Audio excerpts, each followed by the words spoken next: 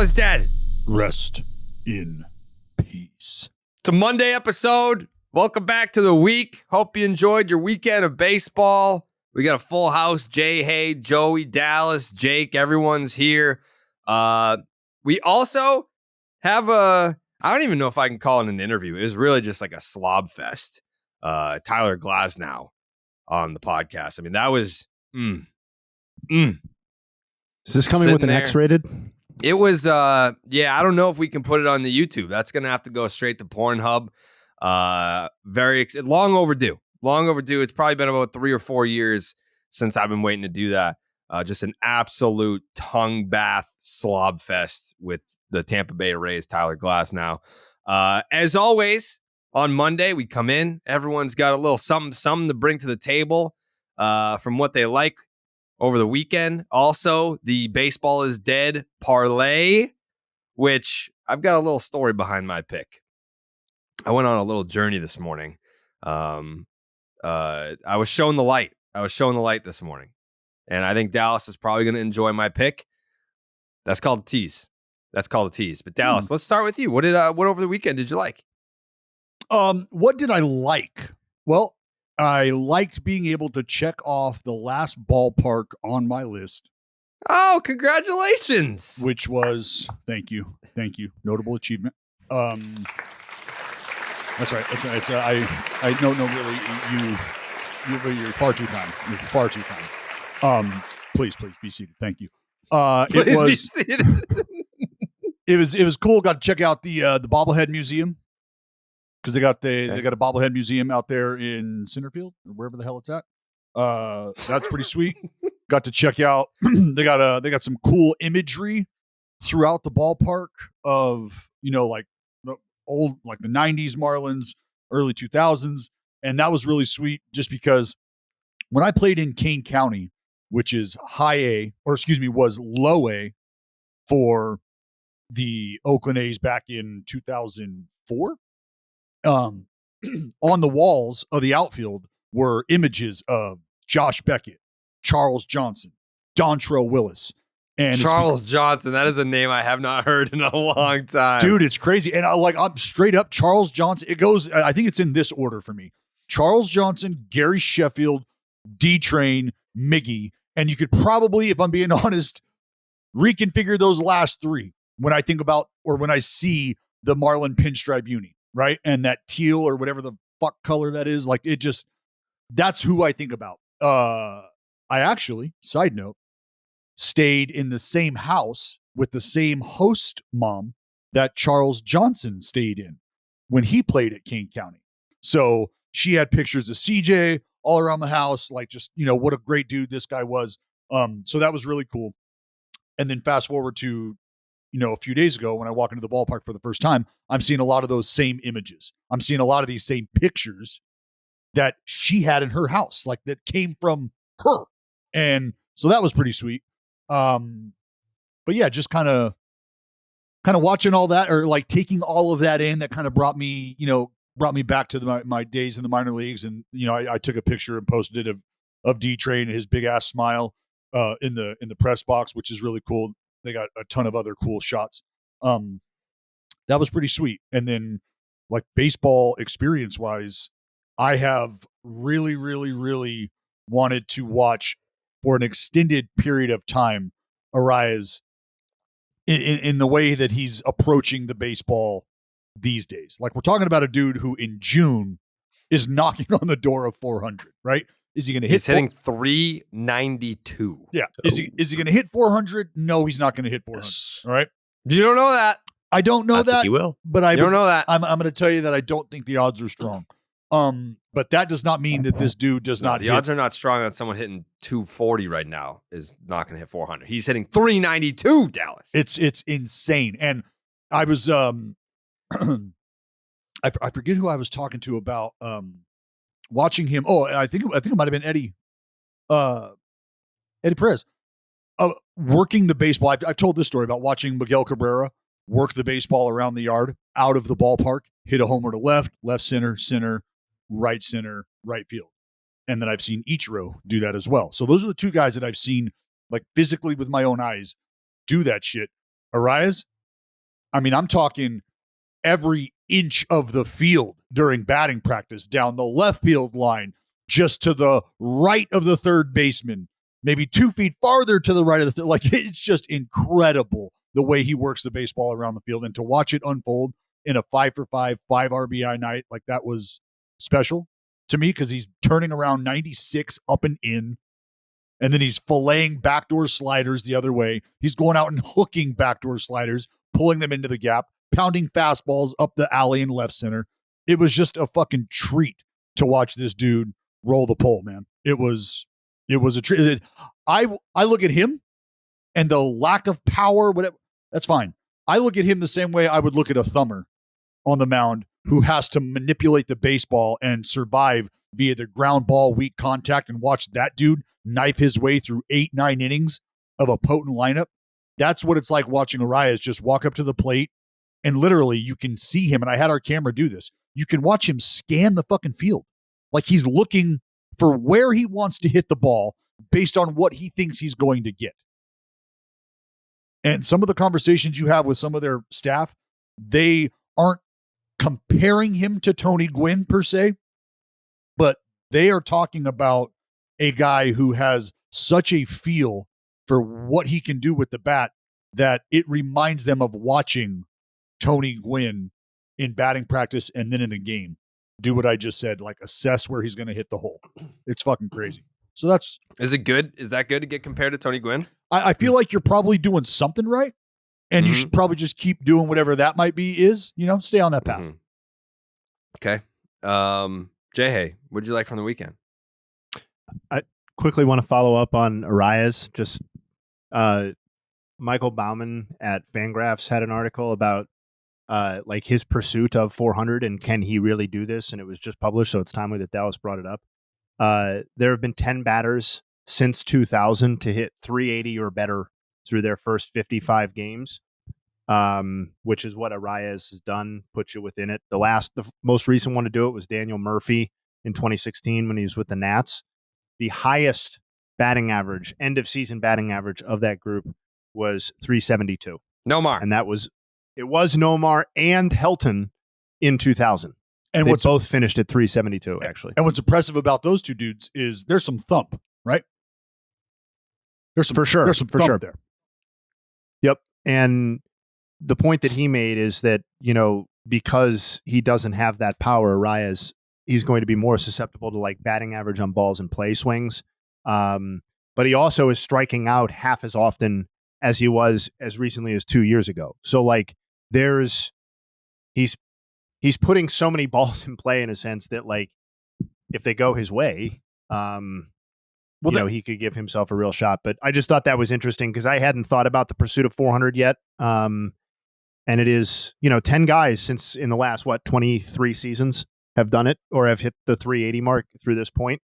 But it's really rare, man. Yeah. Take home message to coaches who are listening to this, lower levels. Take home message to athletes who are listening to this. I said it on television a few nights ago, and JJ Bleday's homies were watching the ball game, and I said, just need to put this ball in play here. Put the ball in play, good things can happen. That's what you need to think about, especially at a lower level where you're trying to emphasize the fundamentals of the game here. Runners on second and third, less than 2 outs. We're looking for something in the air, right side, productive outs. Put the ball in play, good things happen. So to your point about, because what's he punch out, Jay? Fucking 8% of the time? Yeah, it's like 5. Yeah, it's down to like 5% or something like that. Yeah, it's stupid. Like it's just, he's not going to swing and miss, which is, I do need to shout out Sam Moll because Sam Moll threw a 95 mile an hour sinker down and away that Arias punched out on, swung and missed on. And I made sure that we came back from commercial with the clip of Arias swinging and missing and then just like looking out at Sam Moll and going, wow. Like if you got a dude that we're talking about to hit 400 and you pump a heater by him and he swings and misses and he looks out and goes, wow, I would just want that clipped off just for me. In order to hit 400 for the rest of the season. In order to hit 400 at the end of the year, he has to hit 406 for the rest of the season. Ooh. It's been and done in order before. in order to hit 380, which has not been done in the 21st century, he'd have to hit 375 from here on out. This could be a really That's fun easy. story. My weekend story, I know it's been the story on multiple Monday podcasts, but I think it's undeniable that it's kind of reached a new level as the Texas Rangers. Yeah. Well, I was going to do a whole ass Texas Rangers segment. All right, then I'll just save it. I've got stuff for them, but that's the thing that stood out to me. Okay. All right. Yeah, we're gonna dive deep into the Texas Rangers because my parlay pick plays into that as well. Joseph, what do you got?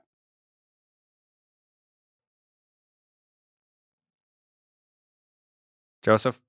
Yes. You cut out there. Yeah.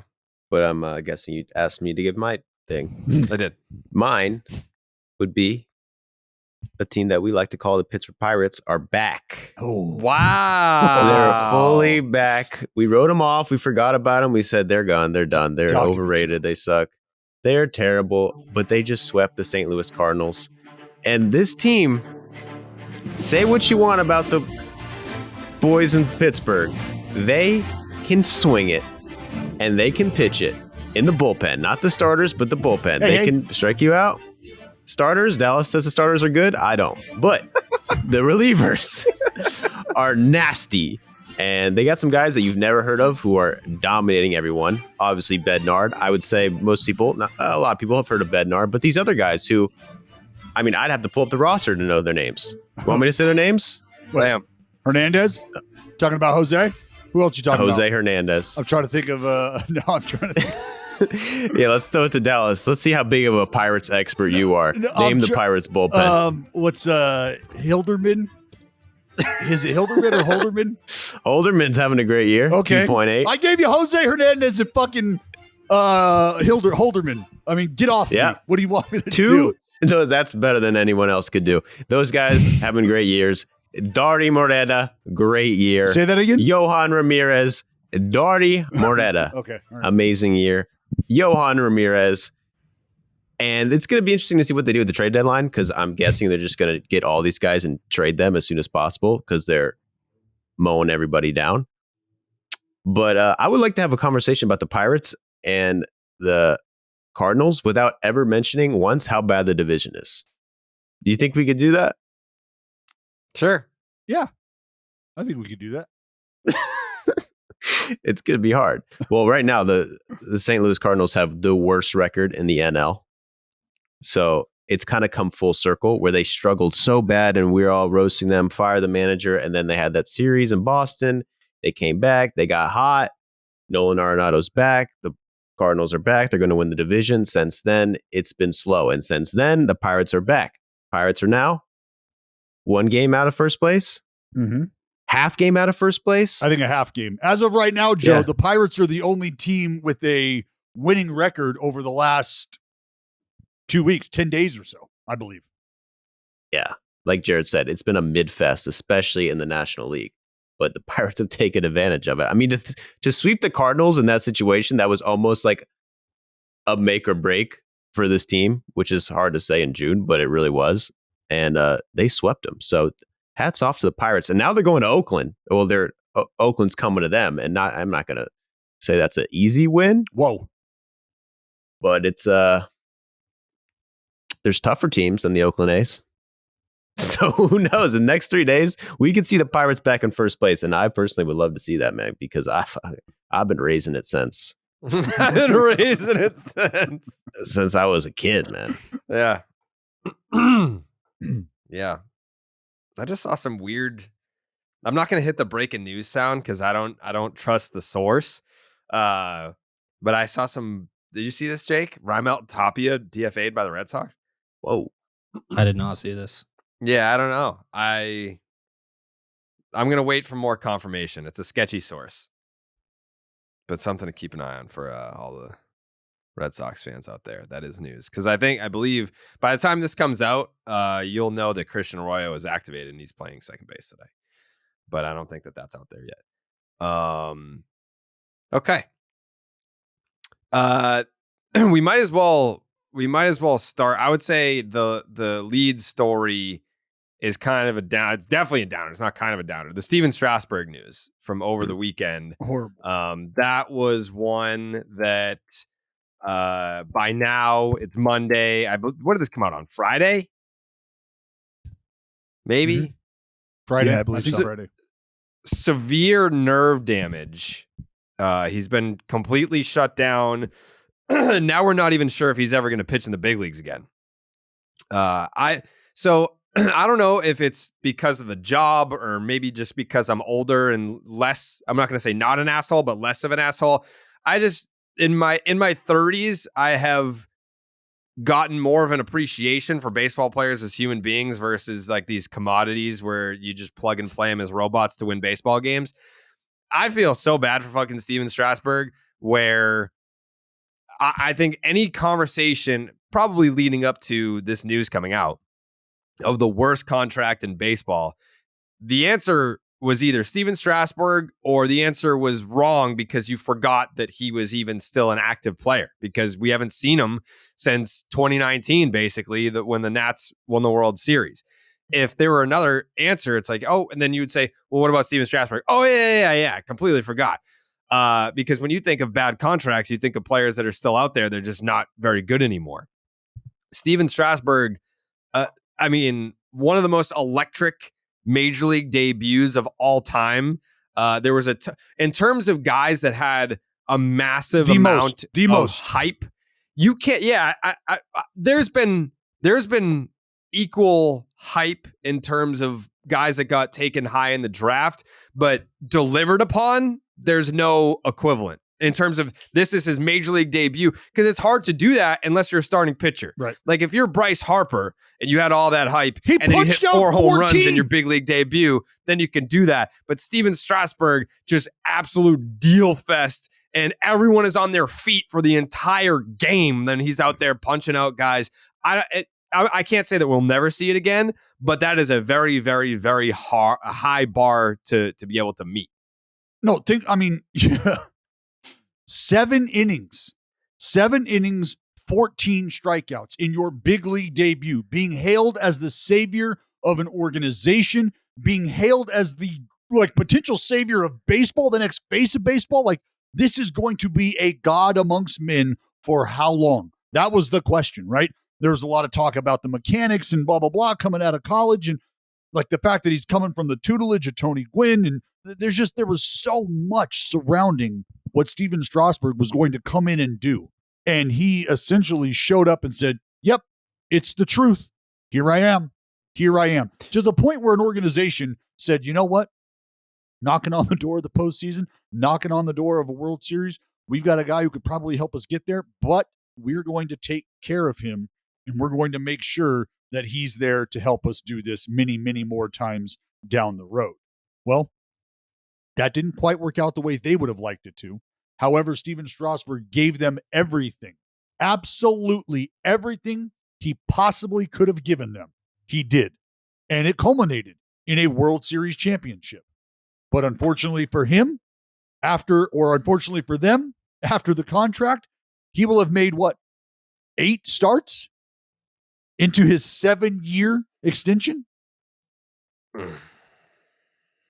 That's a hang with them. And now we're talking about foreverdom potentially with Steven Strasberg.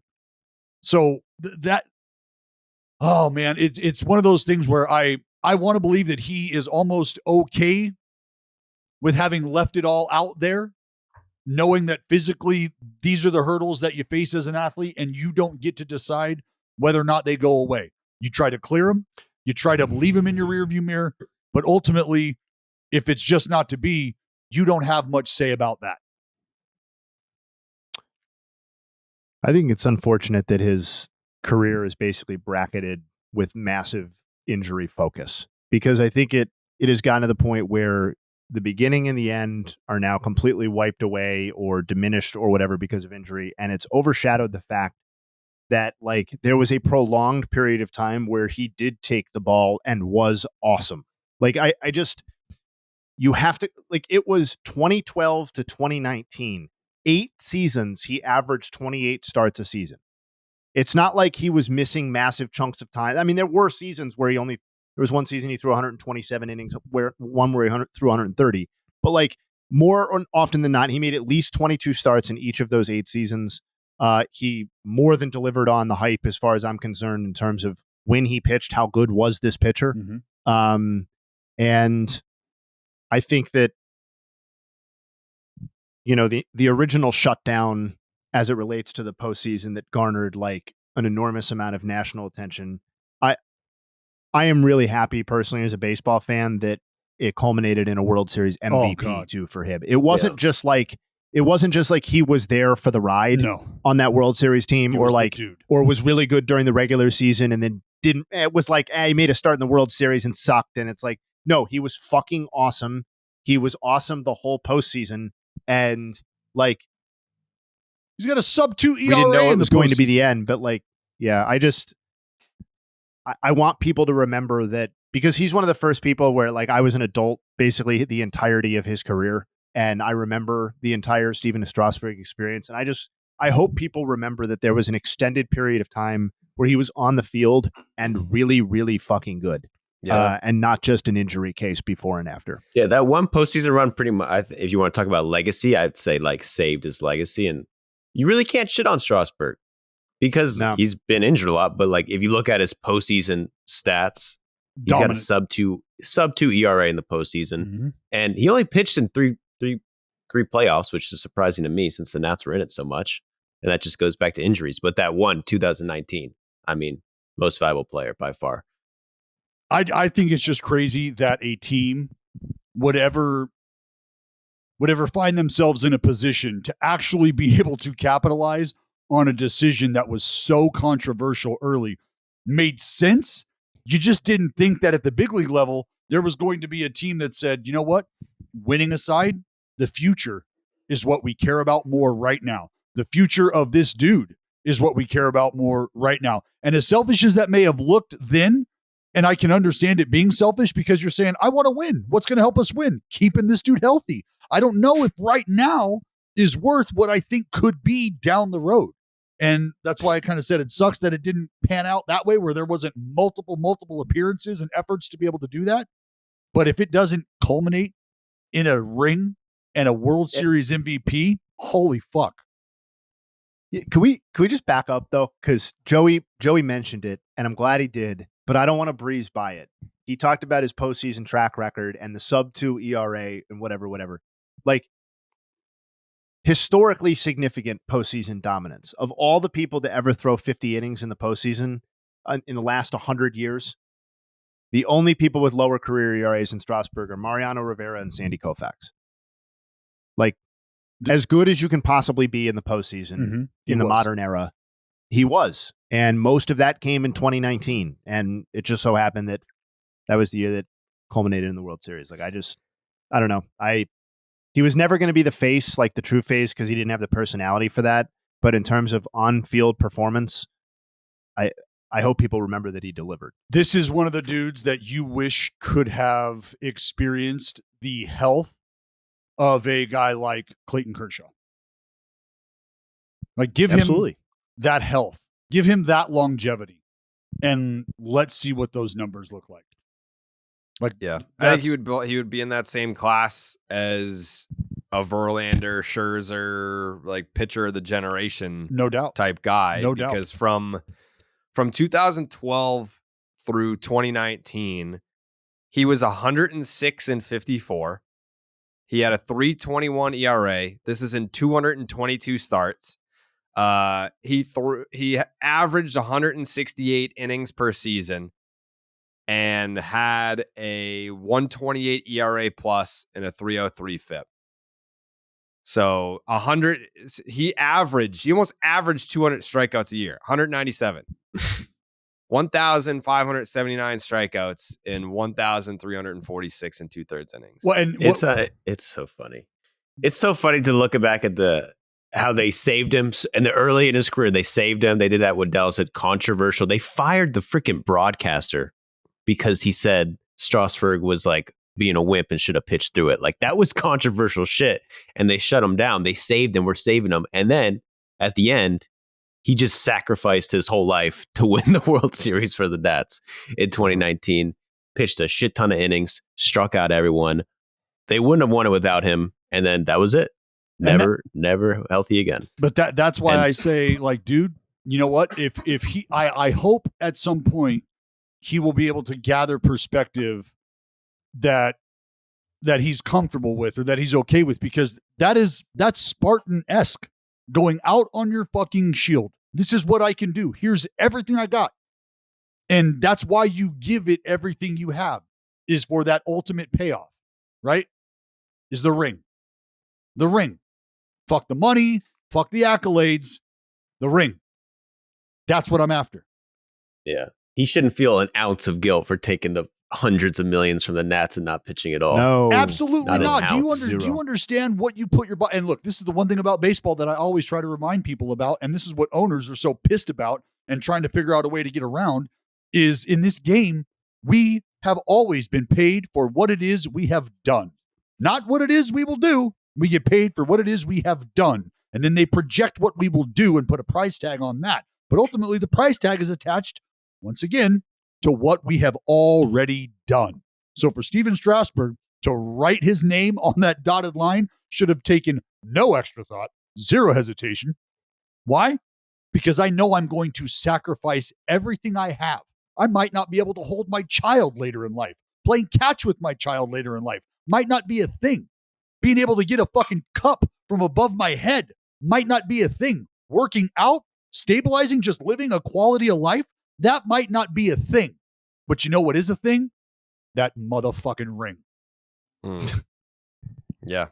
Well, and almost $400 million. Holla! Right. Oh, Bread it Yeah. up, chicken titties. Yeah.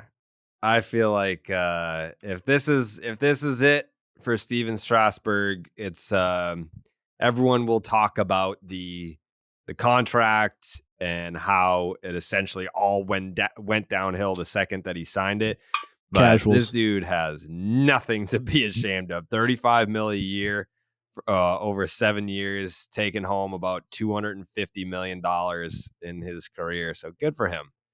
Was he the, Jay, do you know this? Was he the last guy to receive a major league contract out of the draft? You know, that's a great question, Dallas. 1 second. Well, he's looking that up. Got to talk to you about Blue Moon, because beer is a tried and true baseball tradition, and Blue Moon is the only beer brewed by baseball. Blue Moon was born in a ballpark, first brewed at Coors Field in Denver, Colorado. Make it your one-of-a-kind baseball tradition, whether you're at the park or watching from home. Had some Blue Moons at Fenway yesterday with Jake. We went and did the interview with Tyler Glasnow, had some lunch together, took down some Blue Moons, watched the Red Sox throw the ball around like a bunch of little leaguers, lost another series to the Tampa Bay Rays. I can't say they lost. They're about to lose it today. Shane McClanahan's going to shove it up their ass with a refreshing flavor with Valencia orange peel for a subtle sweetness and hints of coriander. Blue Moon Belgian-style wheat ale is a one-of-a-kind beer that's made brighter. It's carefully crafted and full-flavored with refreshing notes and a smooth, creamy finish. Blue Moon was brewed by baseball to give you a dose of nostalgia and get you excited for the new season. Why strike out with the same old beer when you can get something that's one of a kind? Its bold flavor, bright explosion of color, and iconic orange slice ritual guarantees a one-of-a-kind beer experience perfect for spring weather. Best served with its signature orange garnish to showcase its beautiful bright color. A beer this good only comes around once in a blue moon, but you can enjoy it all season long. Keep baseball traditions alive with Blue Moon Belgian-style wheat ale. It's one of a kind every time. Head on over to shop.bluemoonbrewingcompany.com for baseball merch and visit get.bluemoonbeer.com/rocket to find Blue Moon delivery options. That is get.bluemoonbeer.com/rocket. Blue Moon, made brighter, celebrate responsibly. Blue Moon Brewing Company, Golden, Colorado Ale. What do we got, Jay Hay? I haven't found it yet. Sorry. Okay.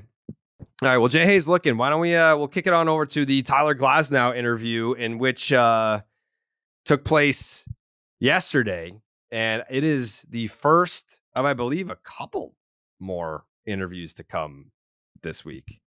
So that's another tease. All right, enjoy the interview. All right, you've been waiting 3 years for this. Some may say 4 or 5. Some may say their whole lives they've been waiting for this.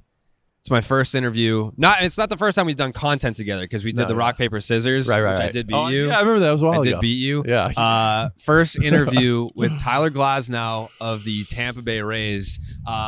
Where are your expectations for this? Like, where is it going to go? Oh, they're high. I know they'll Super be good, and yeah, it's high. Every bar I've had, I said is high. It's pretty high. Yeah. I would talking about rankings.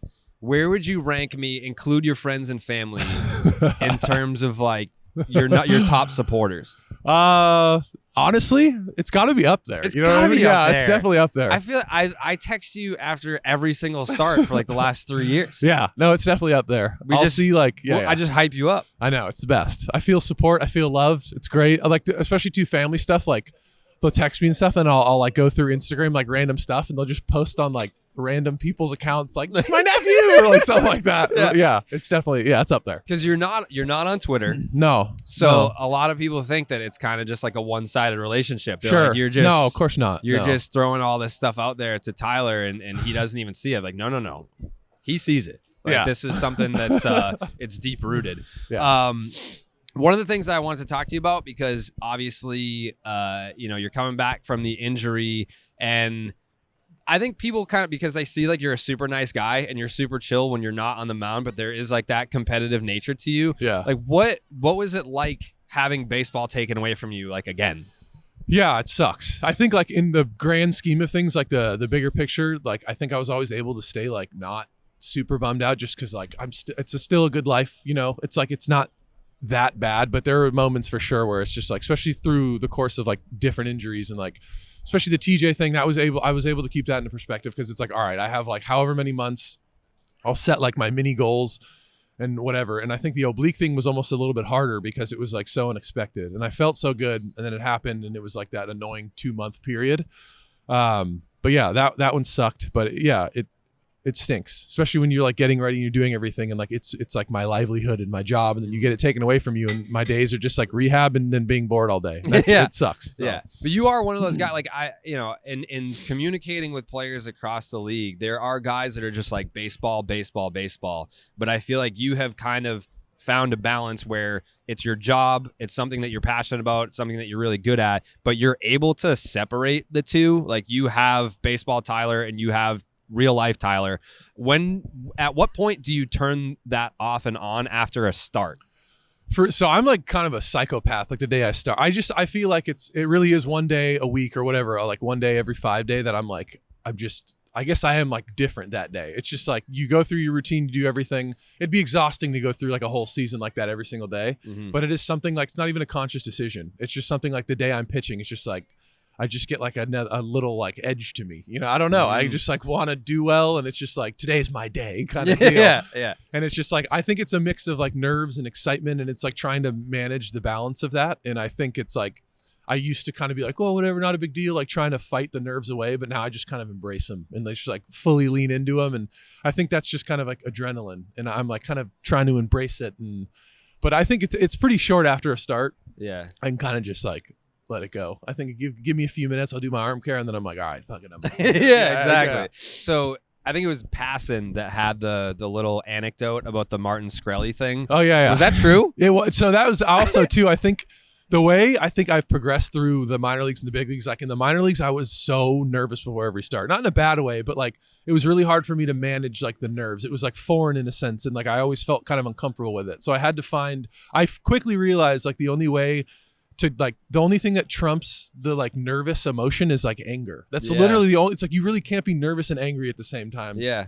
So when I was younger, I would just try to like fuel my brain with anger, and I'm not really an angry dude, so it was like tough. And I would find like little things throughout the week to try and like save for my start day. Yeah. And for some reason, I watched like a documentary, and like that was just at the moment the thing that I was like, wow, that guy's kind of a dick. And I like, and I just kind of. And it's not something I like continued to do, but I remember there was a few starts where I was like, "Look, I'm angry." Yeah. Like I tried to just feed into it, and it worked. It took away my nerves, and I think now I'm not as like intense in that situation or that kind of thing. But I think there are still like certain starts where I am maybe a bit more like on edge. I'll try to find something that like fucking gets me going, you know. I think so. CC Sabathia, he later admitted that on every team and every lineup, he would just pick one guy. and he would make up like a fake storyline and be like, I fucking hate that guy. And it was Jackie Bradley with the Red Sox. Okay. And he would, if he struck him out, he would scream and like thump his chest. And it was so confusing for so long because we were like, what did Jackie do? Like, Jackie's so nice. Yeah. And he was just like, I just needed something to like fire me up. Yeah. So when you're trying to harness that, do you ever get to a point where, because I feel like if you get too angry, too amped, now you're not as focused. Now, like, your control may not be as pinpoint. Yeah. Is there like a science to it? I think so. I think there's like a level with everything. Like, if you lean too much on one side, it goes to shit. You go the other way, it goes to shit. I think for me though, like, I lean more into like if I don't really ever get like too angry. I think so maybe in like a bullpen or something like that. Like, I'll get like, I'm pretty like a perfectionist, and if I like mess up and I'm out in like a bullpen in like 40-degree weather, just like, like screaming, it's like, all right, dude, you can calm like, down. relax, bro. Yeah, certain stuff like that might be a little like detrimental to execution, but I don't really ever feel like I get like that in a game. But it is true, like, it's weird, like, dudes, I think that's why certain people will watch someone compete, or like, what's a good example? I don't know. Like, some people, like, we'll sit in the dugout and watch someone out there who like has a bunch of antics, and people be like, oh, that's tired, blah, blah, blah. But for me, I personally, like, I know how hard this game is, and people are weird. They need like weird little things to motivate them. And everyone's just like so unique. And I'm like, I'm cool with whatever antics anyone needs, unless it's like some crazy shit. But So like the example would be, and you don't have to say anything, Alec Manoa, because he did it here. Sure. And I like Alec. I met him. Good dude. He's one of those dudes where it's like, other players in the league might be like, fuck that guy. But if he's on your team, you're like, I would die for this guy. True. And he did that to Bobby Dahlbeck, who we know is one of the nicest fucking guys. Yeah, he's the best. He's one of the that, nicest man. guys. He's the best. So he punched him out here, and then he's screaming at me like, sit the fuck down, bitch, sit the fuck down. Yeah. And we're all like, what did he do? Like, exactly. Bob would never show anyone up, or like, I mean, he's got that competitive edge where like he would talk shit, but like, did not deserve that type of reaction. So that's where I was like, you know, when people were saying, oh, you know, that shit is tired, and like, who are you to do that to him? I get it, because you need to dig deep and sometimes find that inner psycho to be able to perform at the highest level. Like, we're facing some of the best athletes on planet Earth. So for me, I know I can't relate. Didn't make it past varsity high school baseball, but still a good feat though. Still good, 100%. Still cranking it out in the gym. So like, if I'm in the gym, right, and I'm trying to do like my heaviest set, there's like a certain song that you can listen to, but that song doesn't always hold the same charge. Right, exactly. So like, you listen to it a certain amount of times, like, all right, now I need a new one that fires me up. So for you, how long did like the Martin Shkreli, like looking at the picture of him, make you angry to take that out to the mound? And have you used anything else new since then? Yeah, not even that. Probably 2-3 starts, maybe. And it dwindles. It's like you said, it's a perfect analogy, is like the song type of thing. And it's just something, it's just like, I think it all starts when like my beginning of my work. It's like an hour before the game, I'll get on like the bike or the elliptical and like start to get my heart rate up, and like you try to get a little adrenaline going, and like it's just it's like something new comes into your mind, or like something I'll find, and it's not as much now. It's really only like supplemental in the way that like if I am warming up before a start and I don't feel like I'm as confident as I should be, I have to find something, like manufacture some sort of like, I'm angry, like something. It's like it honestly starts out very like forced, and then you kind of get into the routine and you kind of turn your brain off, and then it becomes something very real.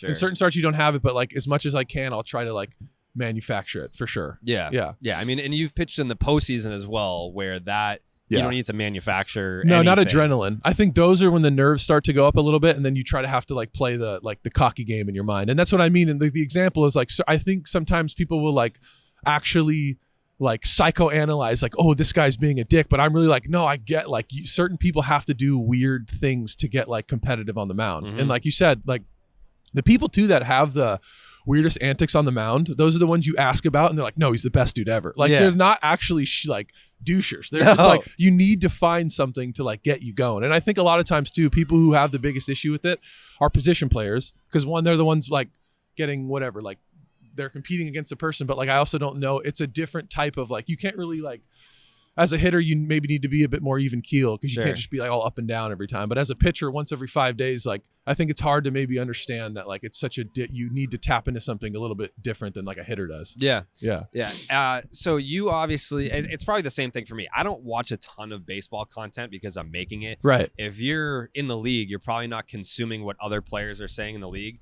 But did you happen to see the Aaron Judge interview that he did with Mookie Betts? No, I didn't. I didn't Okay. know. I saw like little like thumbnails or whatever because I like kind of like I'm not gonna. I'm the same way. Why I is just it don't always look. raining when we're together? Yeah, It's like the exactly. most. It's a sign. Yeah, it's like a scene from The Notebook every time. So in I this didn't watch interview, you never saw The Notebook. No, I saw the Notebook. Oh. I haven't seen the interview. Oh, the interview. Okay. I've seen the Notebook like Of course you 15 times. You kidding me? Yeah. So I can't remember exactly how the question was phrased, but it was either like pitcher that you least want to face, or pitcher that with like the nastiest shit, and the best hitter, arguably on planet Earth, Aaron Judge said you. Oh, I didn't even see that. Yeah. Thanks, Aaron. That's really nice. Yeah. Yeah, I didn't know that. That's really cool. But we face each other a bunch. Like through the minor leagues, our like affiliates Yeah, are did he always say he lined played up. Arizona Fall League? Maybe. Yeah, that's Yeah. when I like got to know him pretty well, and he's the nicest human being Yeah. I've ever met. Like most genuinely cool dude ever. Yeah, I feel like he's done. I think we've had like a mixed bag of stuff. You know, I think he's done well, and like I've done relatively well against him too. But yeah, I don't like facing him. It's like I don't think anyone's very good. Thanks, pal. Thank you.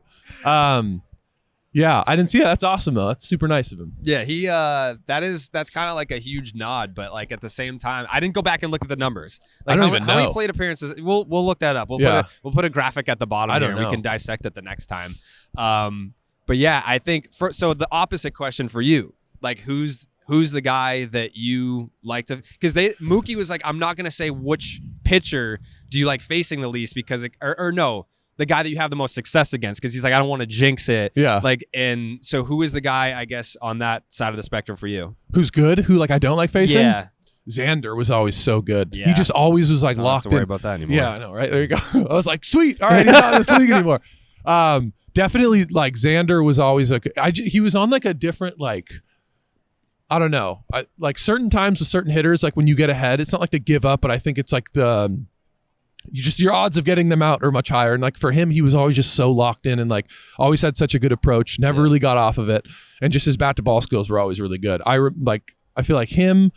I've only faced Soto a few times, but I always remember him being good. Turner, probably Xander though. If I had to think of someone, Xander Okay. for sure. Yeah. Yeah, because the sample size is probably higher than Yeah, most and I guys. faced him so many times, and I think that's why I chose it. I just think like the evolution of like when you face someone over a few times, certain dudes don't adjust, and you can get them out the exact same way. Yeah. But for him, it was like he would just change up his approach, or like if I was attacking him a certain way, it's like almost like he'd know, and then he was just, I don't know, he's always good in the zone, and he's just a good hitter. So you're 6'8". 6'7". I don't know what, like I think in like height, coming out of height, something I like someone asked me, or it was like you put Imagine 6'8" being able on to, like, one give an article. inch. Yeah, I'm like, exactly. I'm like 5'11". Yeah. When you're younger, you're like, yeah, I'm taller than I am, but I'm like 6'7". 6'7". So when you're growing up, when did you reach 6'7"? What age?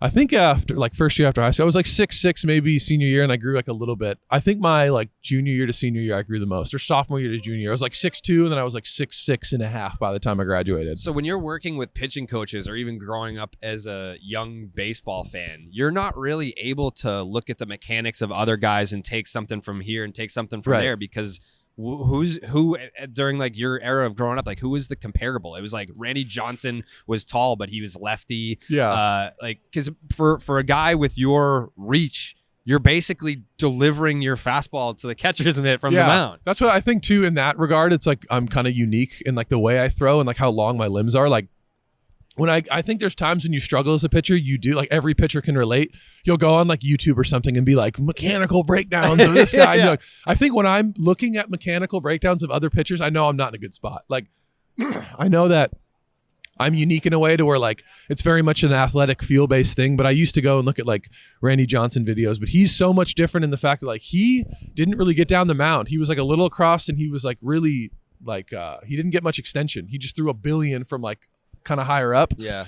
But there wasn't really anyone that I could like go and like look at and mimic. But yeah, when I'm good, I'm just not thinking of that at all anyway. When I'm out there and I'm like, what am I doing with my right foot? I'm like, I'm being an idiot. Like Yeah. I just got to let go and just like throw and be athletic. Yeah. So your bread and butter, fastball, curveball, But have you the sweeper has been a thing for a long time. They just kind of like it became popularized this year.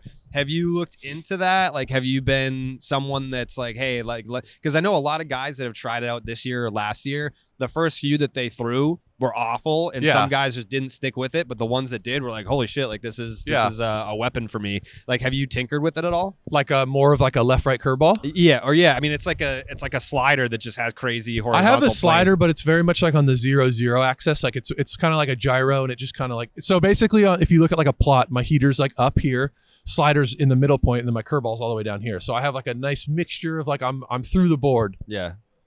For me, a sweeper, I think it all depends on arm angle. So I'm a dude that's like over the top. So for me, I don't know if I could get my hand in the place to get it to like, and my curveball sometimes does get a little left right, and that's when I don't like it. So I think if I were to add something that's more left right, it would take away from like my up down type of stuff. Yeah. But yeah, I think it all depends on like arm angles and stuff. Like certain dudes, the way they release a ball, like they're not gonna be able to do a lot of stuff. I call him breaking ball Jesus. Yeah, he's crazy, and he's so good because he's so like he's never late, and his extension is like he's so on time. Like he's so quick and short here that he's like throwing darts. You know what I mean? Yeah. He's just like, I love watching him pitch. The dude's a freak. Yeah, he every time he comes in, he's just absolutely throwing frisbees every single time. Yeah, he's gross. So I just learned maybe 20 minutes ago that you're no longer homeless. Yeah, I have a home. Congratulations. Yeah, exactly. Yeah, thank you. That was one of my favorite Tyler Glasnow fun facts is that you were basically homeless. Yeah. Like you would play the baseball season, and then in the off season you would just go. Yeah. Like how would you pick your destinations? Where's your favorite place that you traveled to? Did you ever get stressed about not having a home? Not really. So I think minor leagues is like conditions you from as like a small kid to just be like, I don't need a home. Like because you're just in hotels all the time, and then you're like taking these like shitty bus rides all around the country and like sleeping on the bus, and then like you can sleep anywhere. You know what I mean? Like I learned how to like live out of a suitcase very comfortably. And now if I have like more than 2 suitcases, I'm like, this is awful. Like I don't like collecting stuff into like, that's the only downside about having a house. You just like slowly get stuff and like, all right, I'll leave it in this room. And then after a while you're like, I have too much stuff. Yeah. So no, but yeah, I don't know. I miss that kind of like just being able to jump around. But the way I would choose them was just being like, that seems fun. And like, I'll just go there. And it would be like California, because I grew up in Santa Clarita. One year would be like Manhattan Beach. And then I'd go to Newport. And then I'd go to like New York for a couple years in the off season. And then like, it was kind of just like, and then I would travel a bunch through there. And it's easy as a baseball player before you start throwing, like all you need to do is have like a good gym. And I could just go anywhere and like and I'm such a like a weirdo with working out, so I would like never miss a day. And then when you start throwing, that's when you have to kind of stay local. But it's like until then you can kind of just bounce around. That's kind of crazy because like if you think about it, I'm sure most people are saying, oh, like, yeah, like that's so crazy that he could just like live out of his suitcase and not have a home for an entire offseason. It's like that's just an extended vacation. But then you factor in you're a professional athlete, you're a pitcher, there's arm care, there's workouts, right. Like you're throwing. How did you manage that? Like that's the thing. People are always like, what? I'm like, think about, all right, so a workout, like a good workout, and I have it like tailored and programmed to myself specifically. And I've been doing this for so long to where like I finally like created like the perfect, like you know yourself, and you work with all these like really good PTs and people throughout the years, like you develop like a really good program. Yeah. Gyms are pretty universal throughout the country. You bring your own bands or they'll have them there. And it's like a good workout takes 2.5 hours plus bands and plus weighted balls. Like at the most you're spending 3.5 hours plus recovery. Let's say 4, like hot tub, sauna, all that stuff, cold tub. That's not that much hours in a day. And I like, it's my favorite thing in the world is like waking up and working out and doing all that. Because it's like the only responsibility I have. So it's like you wake up, get that out of the way, and the rest of the day, it's like, all right, I can chill and do what I want. So say you wake up at 9, 4 hours later, 10, 11, 12, 1. You know what I mean? Like I have so much of the day. Like I think in terms of time management, it's not that, like my job is not very hard. You know what I mean? Like I'm not doing like administrative, so I don't have to go home and like do my taxes and like, you know what I mean? Like it's all that stuff. I really don't have that much stuff to do. Yeah. And I wish I had more, to be honest, because the off season get kind of boring. Yeah, and I mean, for me too. I feel like I just kind of sit there and catch up on like documentaries and shows. And stuff. That's what I mean. It's like, what am I going to watch now? Everyone's like, you're probably so busy. I'm like, yeah, really. I'm just like sit and watch Netflix for 6 hours and like foam roll and stretch. Like that's all I have to do. Like, so yeah. So I've never been to the Trop before. Nice. What would you say to someone that's never been there? Like, what do I need to check out? Like, where should I sit? Like, do you have any advice for someone? I've never sat up in the stands, but probably like behind home plate. But like those seats are nice behind home plate. Any kind of thing around the rim of like the infield. Yeah. Those are pretty sick. Randy Land's pretty sick because if it's a homer, you get free alcohol. That's Friday night, right? Yeah. Okay. Yeah. All right. So I'm planning it around one of your starts. Oh, nice. I'm not going to go for a Red Sox series. I'll probably do like some weekend that the Red Sox are on the road. I'll go down to the Trop and plan it on like a Friday night. Start. Yeah, there you go. It's a good idea. It's honestly it's been sick this year, especially too. Like there's been more fans. I think the pitch clock's probably added to that. Like you don't really go to the game now and don't know. You're like, well, I spend 2 hours or 4 hours here. Yeah. So people have been staying longer. It's been packed out. I think Randy and like all that like stuff has really helped out. He rode the wave from the World Baseball Classic. It's like the right best. after that. Yeah, he's still riding it, dude. It's been amazing. But Yeah. it's a good vibe over there now, and it's like it's air conditioned too, which is super sick. Very nice. That's always nice.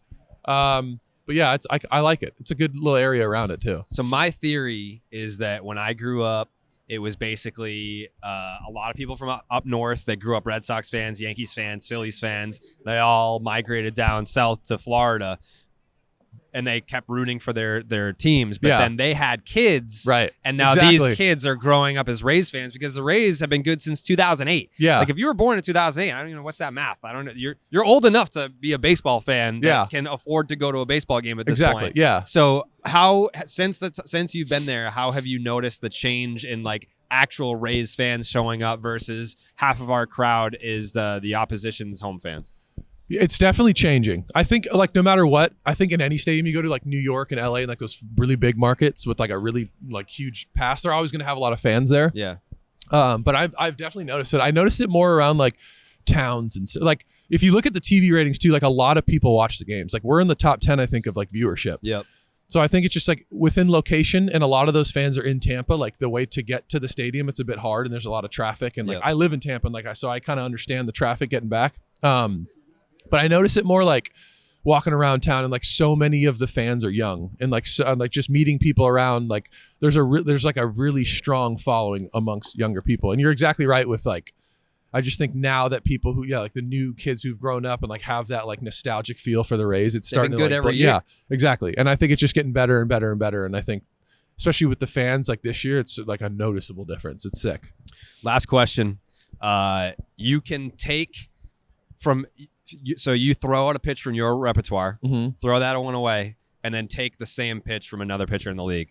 So you can ditch the changeup, take someone else's changeup. I'll ditch my changeup because that's ass. Well, you can ditch whatever pitch you want and right. take the same from anyone else in the league. Oh, let me think. So I would say.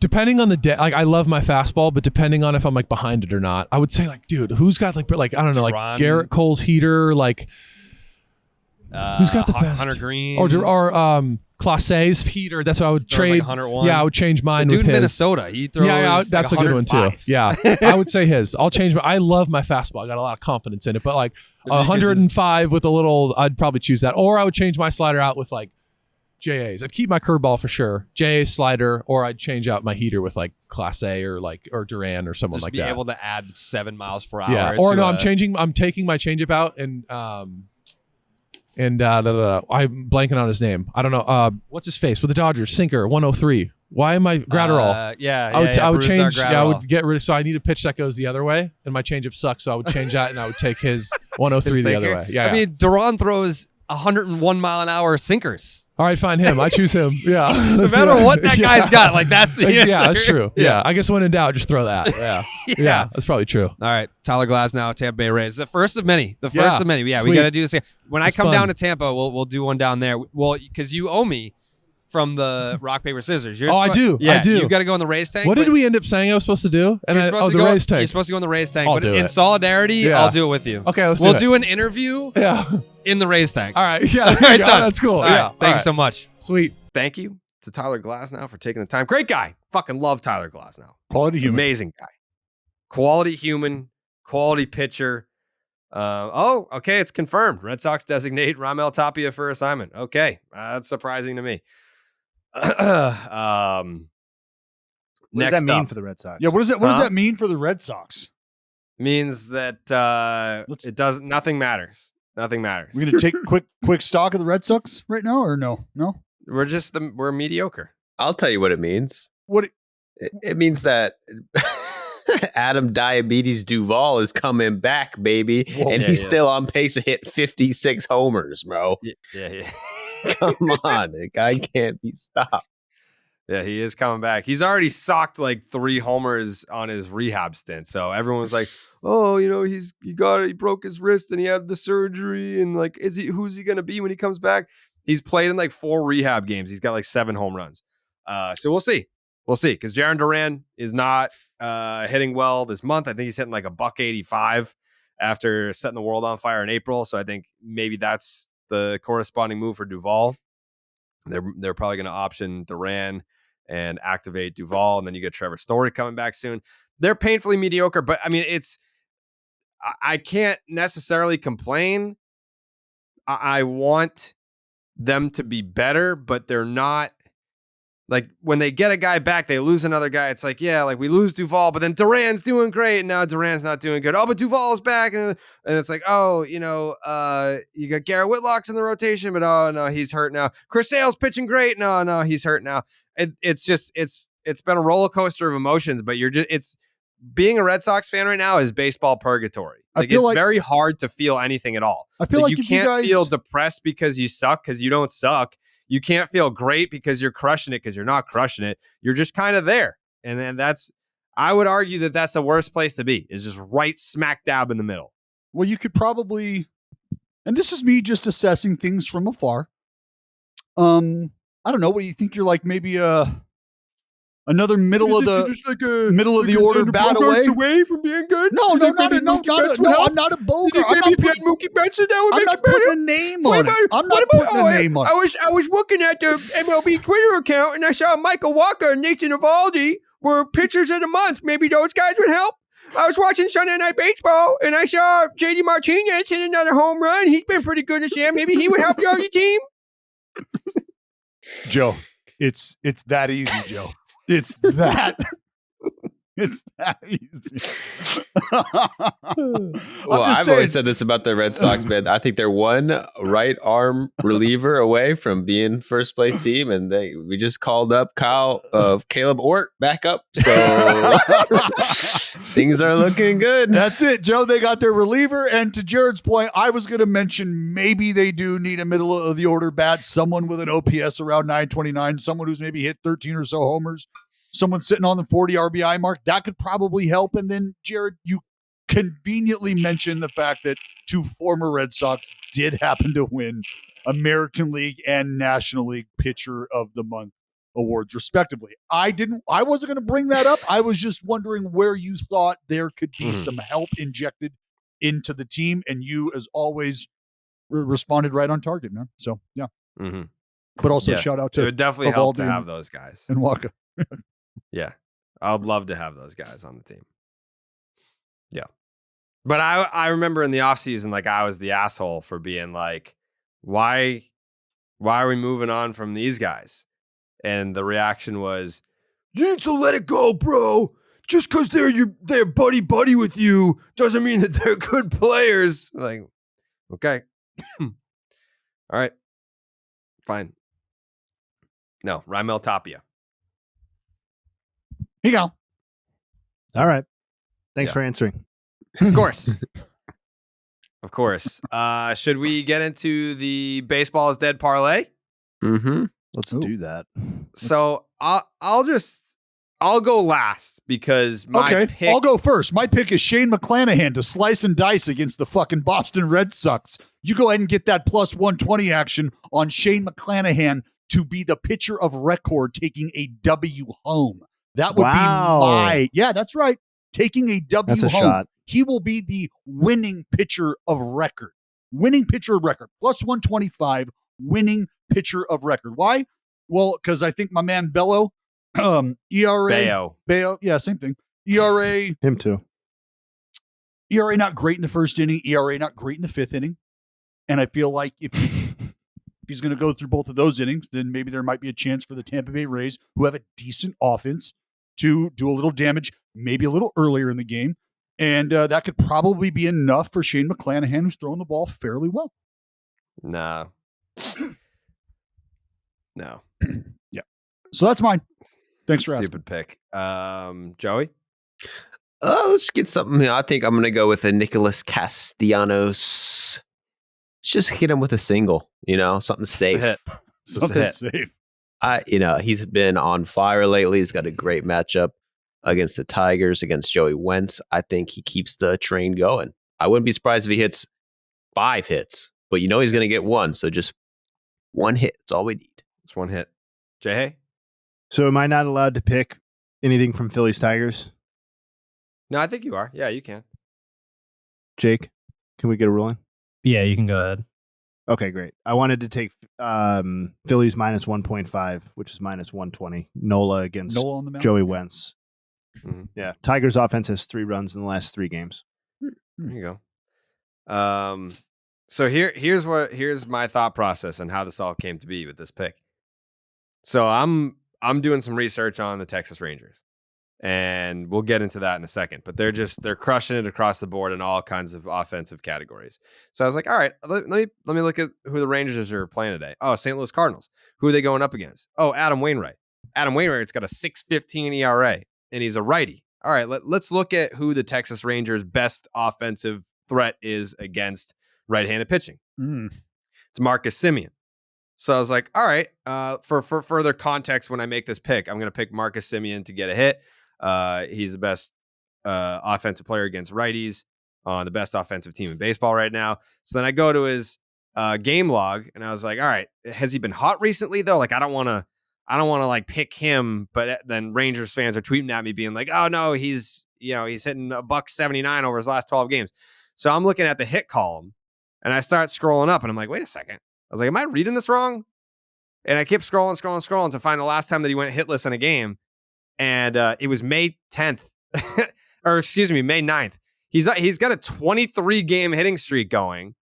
And before that offer, there's 1, 2, 3, 4, 5, 6. Yeah, 6.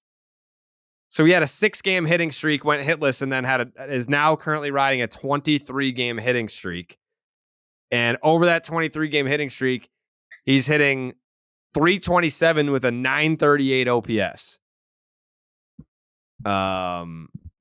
So I feel like I have to go Marcus Semien to get a hit today. We're going to ride the wave for that 24-game hitting streak that I just found out about this morning. You better pray Leads to the league God. in WAR, I think, right? Better pray to God that doesn't fall.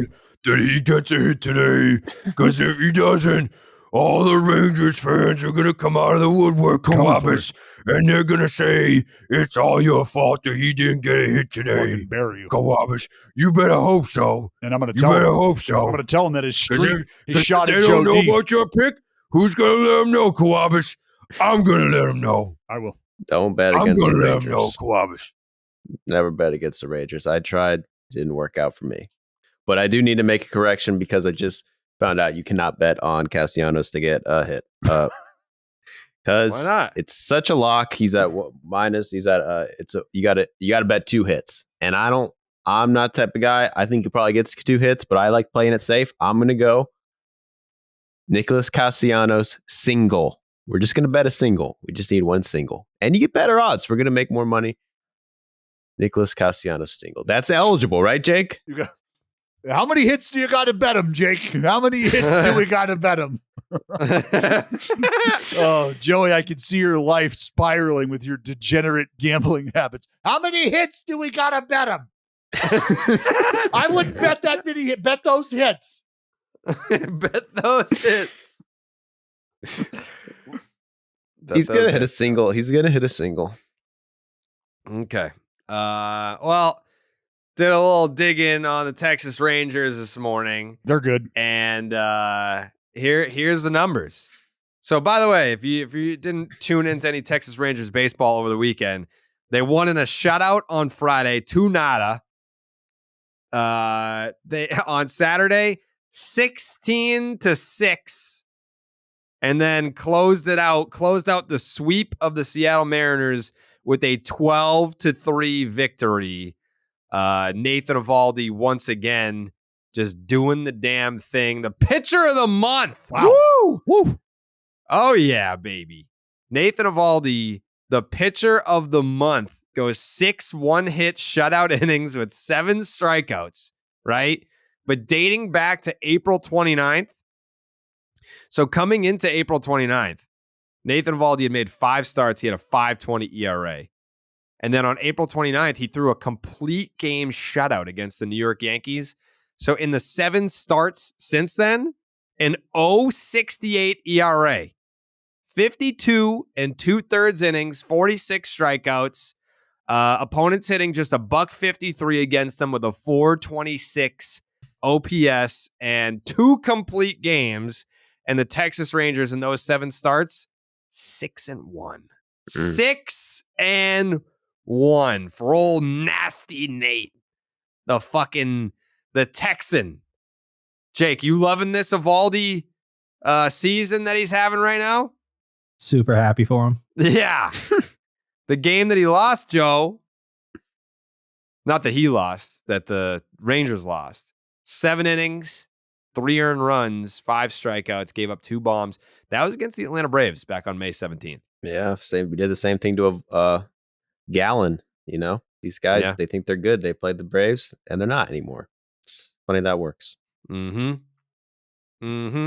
so I didn't even mention the numbers. Okay, the numbers are, after beating the brakes off the Seattle Mariners this past weekend, the Texas Rangers lead Major League Baseball in run differential plus 152, batting average 278, on base percentage 345, runs scored 376. They are second in slugging percentage 461 and OPS 806. Their starting pitchers are second in Major League Baseball in ERA 320, third in WHIP 114, and they're also 8th in the big leagues and outs above average. They can hit, they can pitch, they can play defense. It's a good team. And they got Bruce Bochy on the 1s and 2s.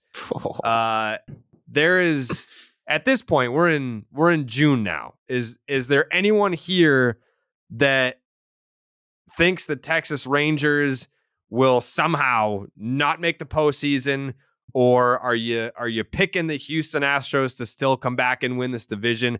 Entering play today on Monday, the Texas Rangers are 38-20. They have a 3.5 game lead over the Astros.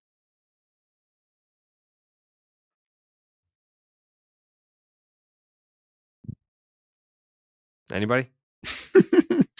You lagged out, but I think you asked us if we think that the Rangers are legit. I'm asking. I mean, does anyone have the Astros winning the division still? Yes. Does anyone have? You do. Yeah, we all do. I don't know if I do. Not to speak for everybody else, but everyone on the podcast thinks that the Astros are going to win the division. I can say that confidently. Does anyone disagree with that? I think I'm off. I'm flirting with. I'm dipping my toe in the water. I can't say it confidently. Thinking about swimming. Yeah.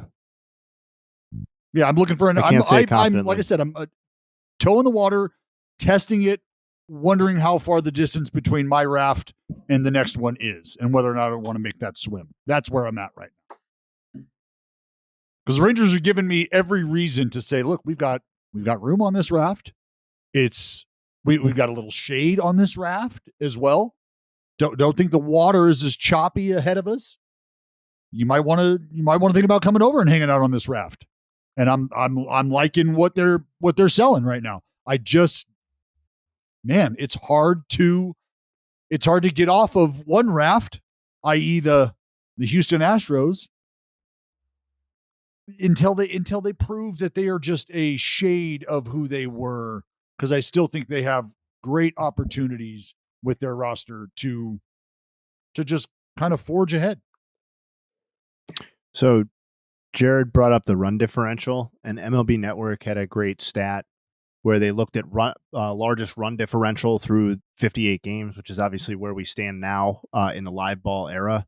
And they have the 4th best run differential, and all of the top 5 teams prior to them went on to win the World Series.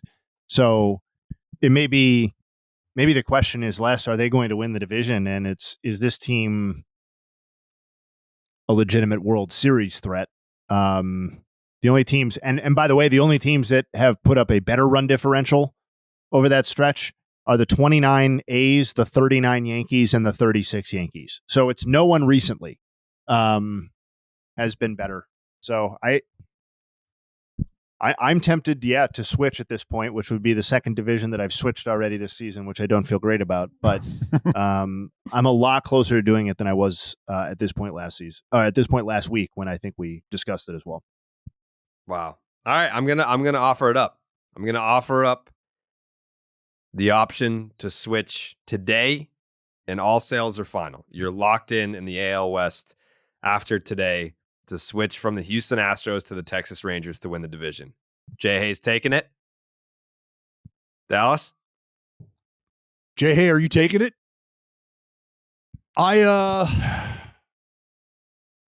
Man. Dallas, do you have the fucking balls for once? Do you have the fucking Astros balls? I'm not taking it yet.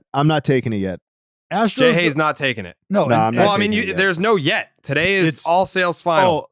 Oh, wait, but and it will never be offered again? No. Again?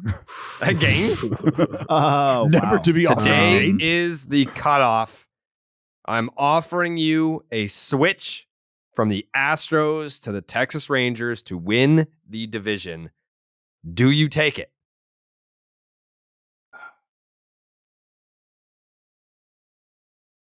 I'm not moving.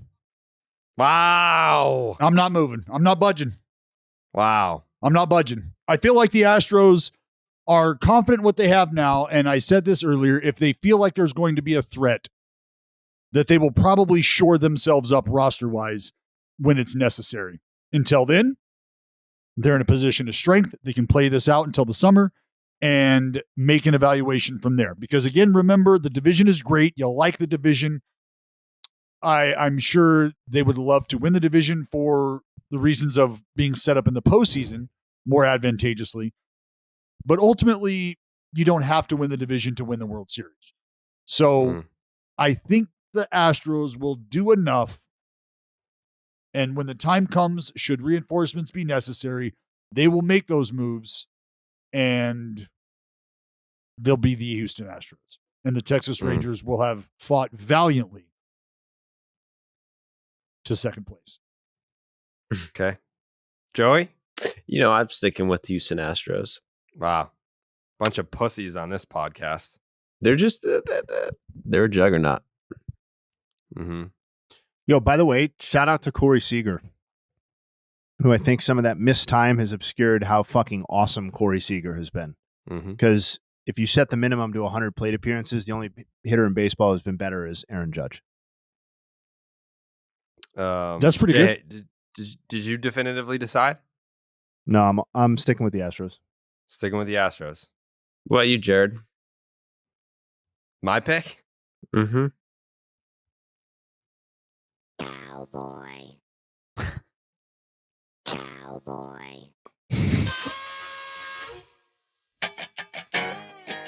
I'm picking them Texas Rangers, boy. Them Texas Rangers are going to go out there. They are fucking heading out west. This kid, they're winning that fucking division. Kidding me? This team, these Texas Rangers, kid, it is something different this year. Bruce Bochy, he is leading us to the promised land. It's going to be something. Strap in, and get ready for a once-in-a-lifetime ride to the top of the AL West. It's just a fact. Got to tell you, you're really moving me right now.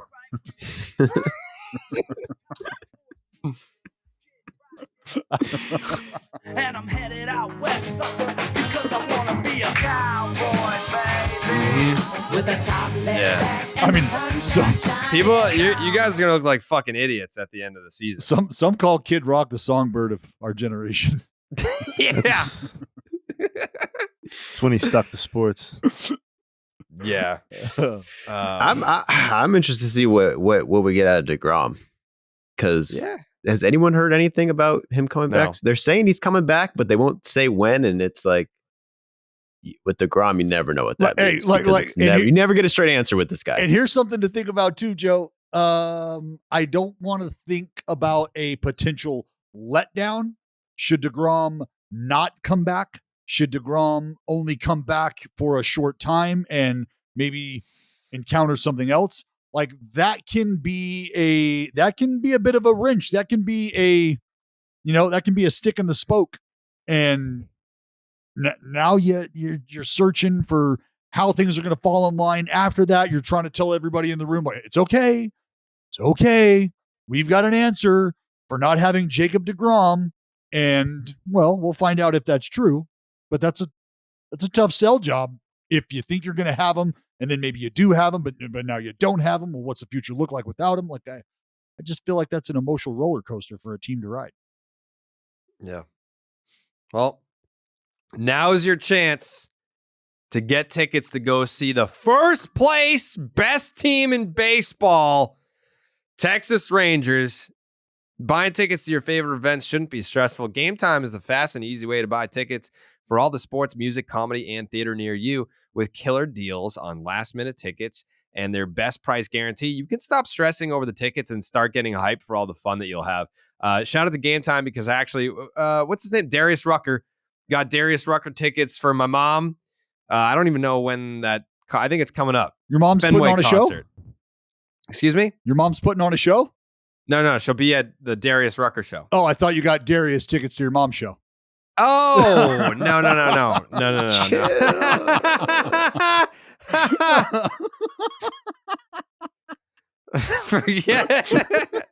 Forget planning months in advance. Game Time has deals on tickets right up to the day of the event.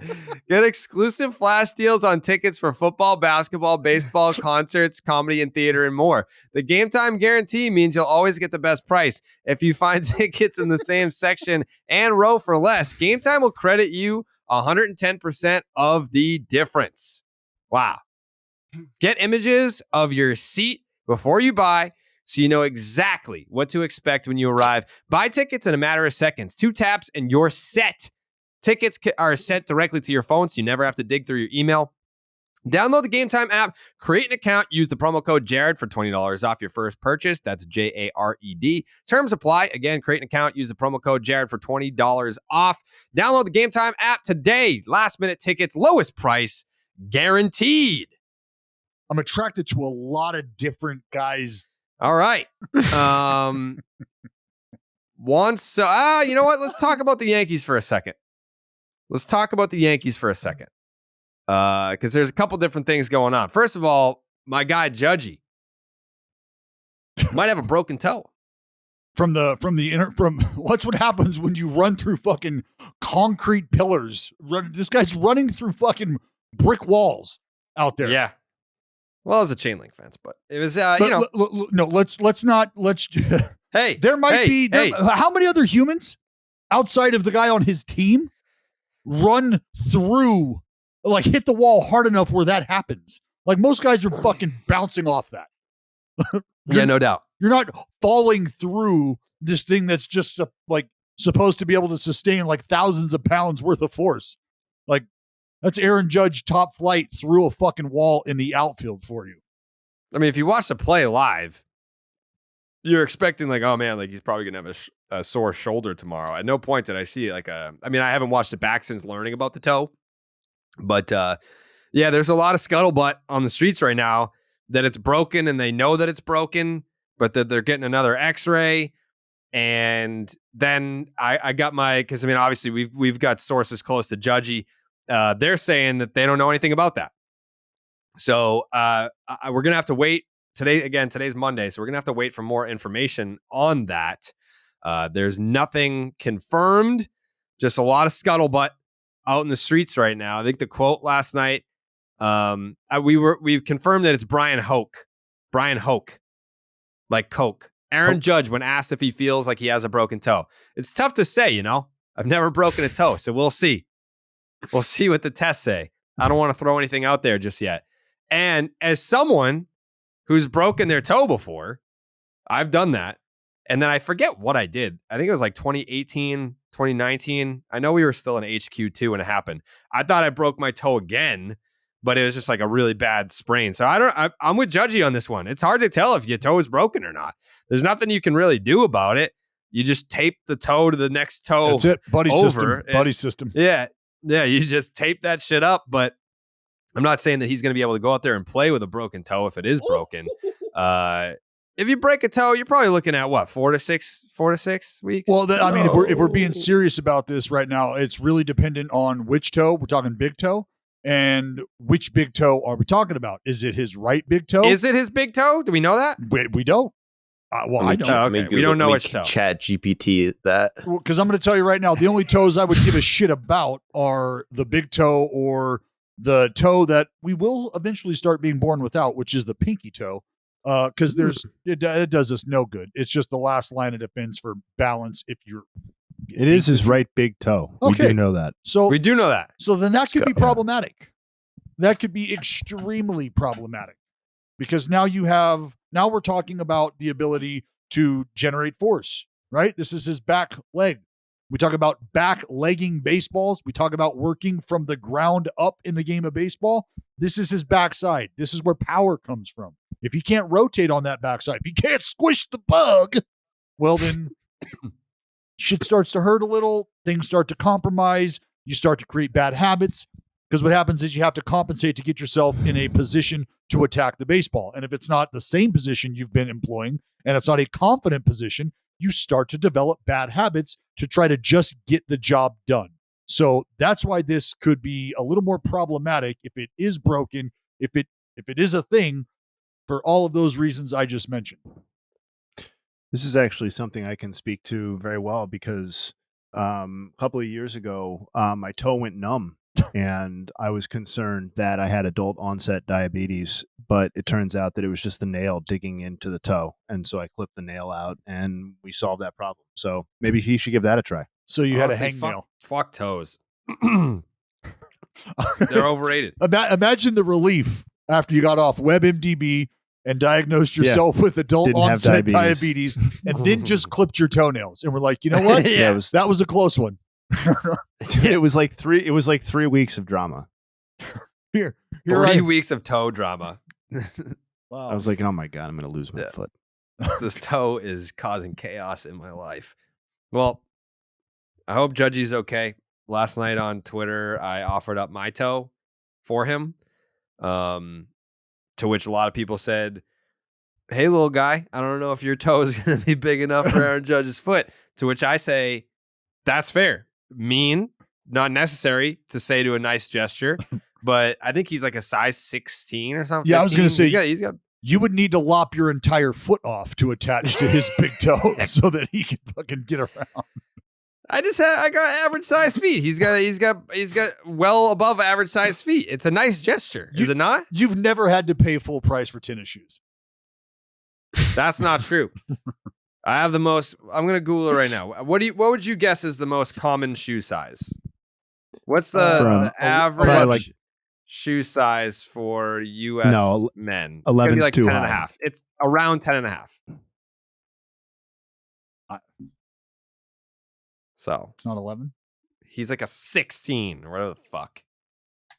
It's crazy. How brutal would that be? Shoe shopping, but fuck that. Yeah, like if you go on any, we can't name sneaker apps on here for free, but if you go on any sneaker app and you click on those big ass sneaker Those are sizes, thousands of more dollars. yeah. Yeah, it's expensive being big. Yes. I got to get all my Stop. shirts custom made Stop. because my Stop. fucking traps and Stop. my lats are out here. Yeah. My lats are out here, but my waist is in here. No, you're like a. You know how hard it is to find a shirt that fits me? I'm the exact opposite. You are. My waist is out here, and my traps. You're just a They triangle. just collapse on. They just collapse on themselves. Yeah. The lat. Yeah. Yeah. Then you factor in the shoulders. I mean, I'm trying to do like a depiction of the shoulders, but Are they you don't done? fit in the frame. You done? Yeah, I mean, whew. So, speedy recovery to Judgy. Joe, any words for our boy? I'd tip the cap, put your life on the line there for the Yanks. That's what a Mhm. captain does. I think he'll be back quickly because he's the captain. Yeah. And, last year I kind of like gave people say, oh, he's a beast center fielder. Yeah, he's MVP. He's a beast center fielder. And I was like, yeah, he's probably decent, but he's made some amazing catches this year. So, Yeah, he has. Judgy, love you. Yeah. By the way, pretty quiet 590 win percentage for the Yankees too. Yeah, Like just now all they of a get sudden on a 95 win pace for the season. Yeah. Third in their own It came division. on That's strong probably got recently. something. Yeah. I mean, third in their own division has something to do with it, but just comfortably doing what they do basically every season with a run differential to match too. So Mm-hmm. And they got the boys back. Mr. Stanton, Mr. Donaldson, welcome back. Yeah. They I think Donaldson homered twice, Stanton homered once in their return on Friday. Big L. Still took the series though, so that's not funny. Yankees still took the series, but it was funny that Donaldson and Stanton came back and hit 3 combined home runs in the same game and they lost. But outside of that, it's all just prayer circle for Judgy right now. Positive vibes, positive thoughts for Judgy. So what a Nestor Yankee. Cortez is going on the injured list too. Not that I want to do like a whole fucking Yankees you're doing it. segment. You're doing No. it. No. I'm just mentioning. If we're gonna talk Yankees injured list, how can you not say Nestor Cortez going to the injured list is not news? That's news. That's news. But Yeah. Continue your Yankee segment. Well, I mean, it's just that's karma for turning his back on the United States of America during the World Baseball Classic. Don't Am I even bring wrong? it up. Am I wrong? I will say I don't think he did that. I think the Yankees did that and they made him do it. That's speculation, but They made him do it. yeah, Yankees hate the WBC. They're jerks. That is true. Didn't what happened in the first one? They tried to like sue the World Baseball Classic, or like they issued an apology to their fans because of the World Yes. Baseball Classic. They put up a sign in the outfield at spring training apologizing to all the fans because like Derek Jeter wasn't going to be there for spring training, and then said, if you have any concerns, please write the commissioner's office. The Yankees are famously the most anti-World Baseball Classic organization in baseball. That's real life. That's real life. Well, yeah, that's a real famously business. the most anti anything that isn't Yankee centric. Yeah. I think Yeah. I think it extends even beyond the WBC. Yeah. Did you do the video on the Yankees mascot that they fucking he's like the bastard son of mascots? Was that you, Joe? No. So there's a video about, you should look into this. The Yankees once upon a time had a mascot that was just super ugly and fans hated him. So then they originally just banished him to the upper deck. What'd they call him? They call him Hubs? Who just got to get congratulations, Hubs. Congratulations to Hubs. They put the mascot in the fucking upper deck. And then eventually they just, the guy who was in the suit just kept coming back as the mascot, even though they were like, no, we've never even had a mascot. It was like the side piece that they got caught with. They were like, Oh, yeah, no. We don't even know who that is. They've been disowning the mascot ever since. Like, no, we don't. Yes. So if you ask the Yankees, they never had a mascot. When you bring up this mascot from like the 70s or 80s or whenever it was, they're like, yeah, we don't even know who that guy is. That he just started showing up here. We don't know him.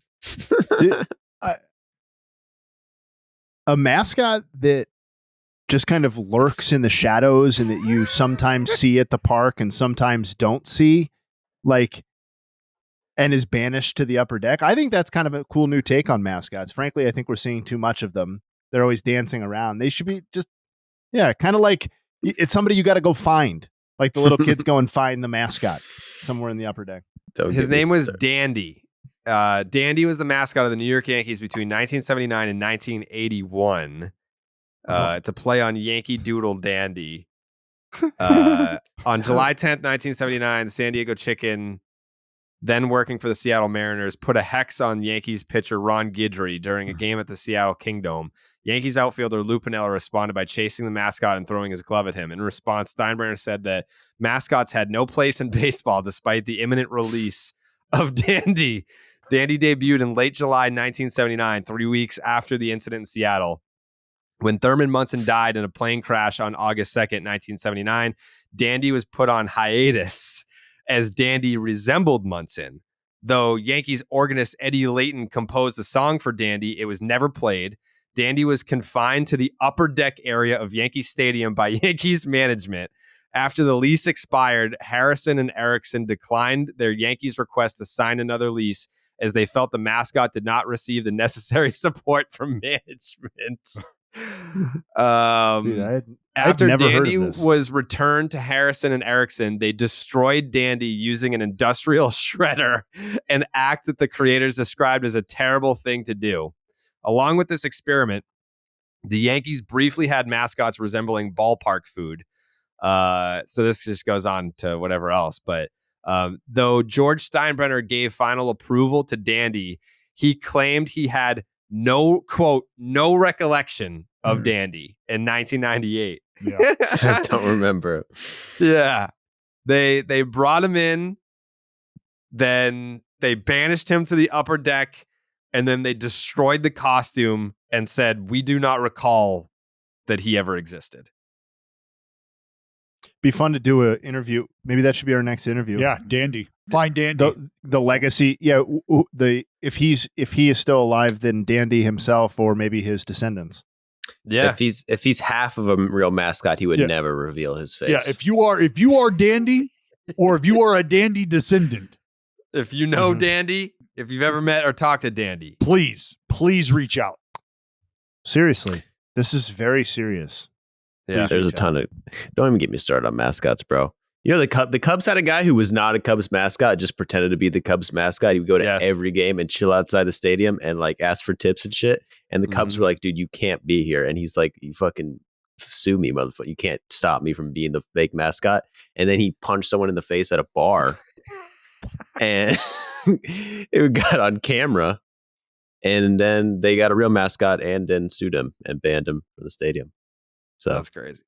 Are you've never done? I didn't learn about Dandy from one of your videos. no, I did have the whole video on mascots, but Dandy did not come up. Let's That's get that guy crazy. who was fired and was threatening to sue. Let's get him on for the next interview. Yeah, because that's more What's he up recent, to? right? Yeah, what's he Yeah, up that was recent. Probably find him. Probably still at Wrigley. Just to?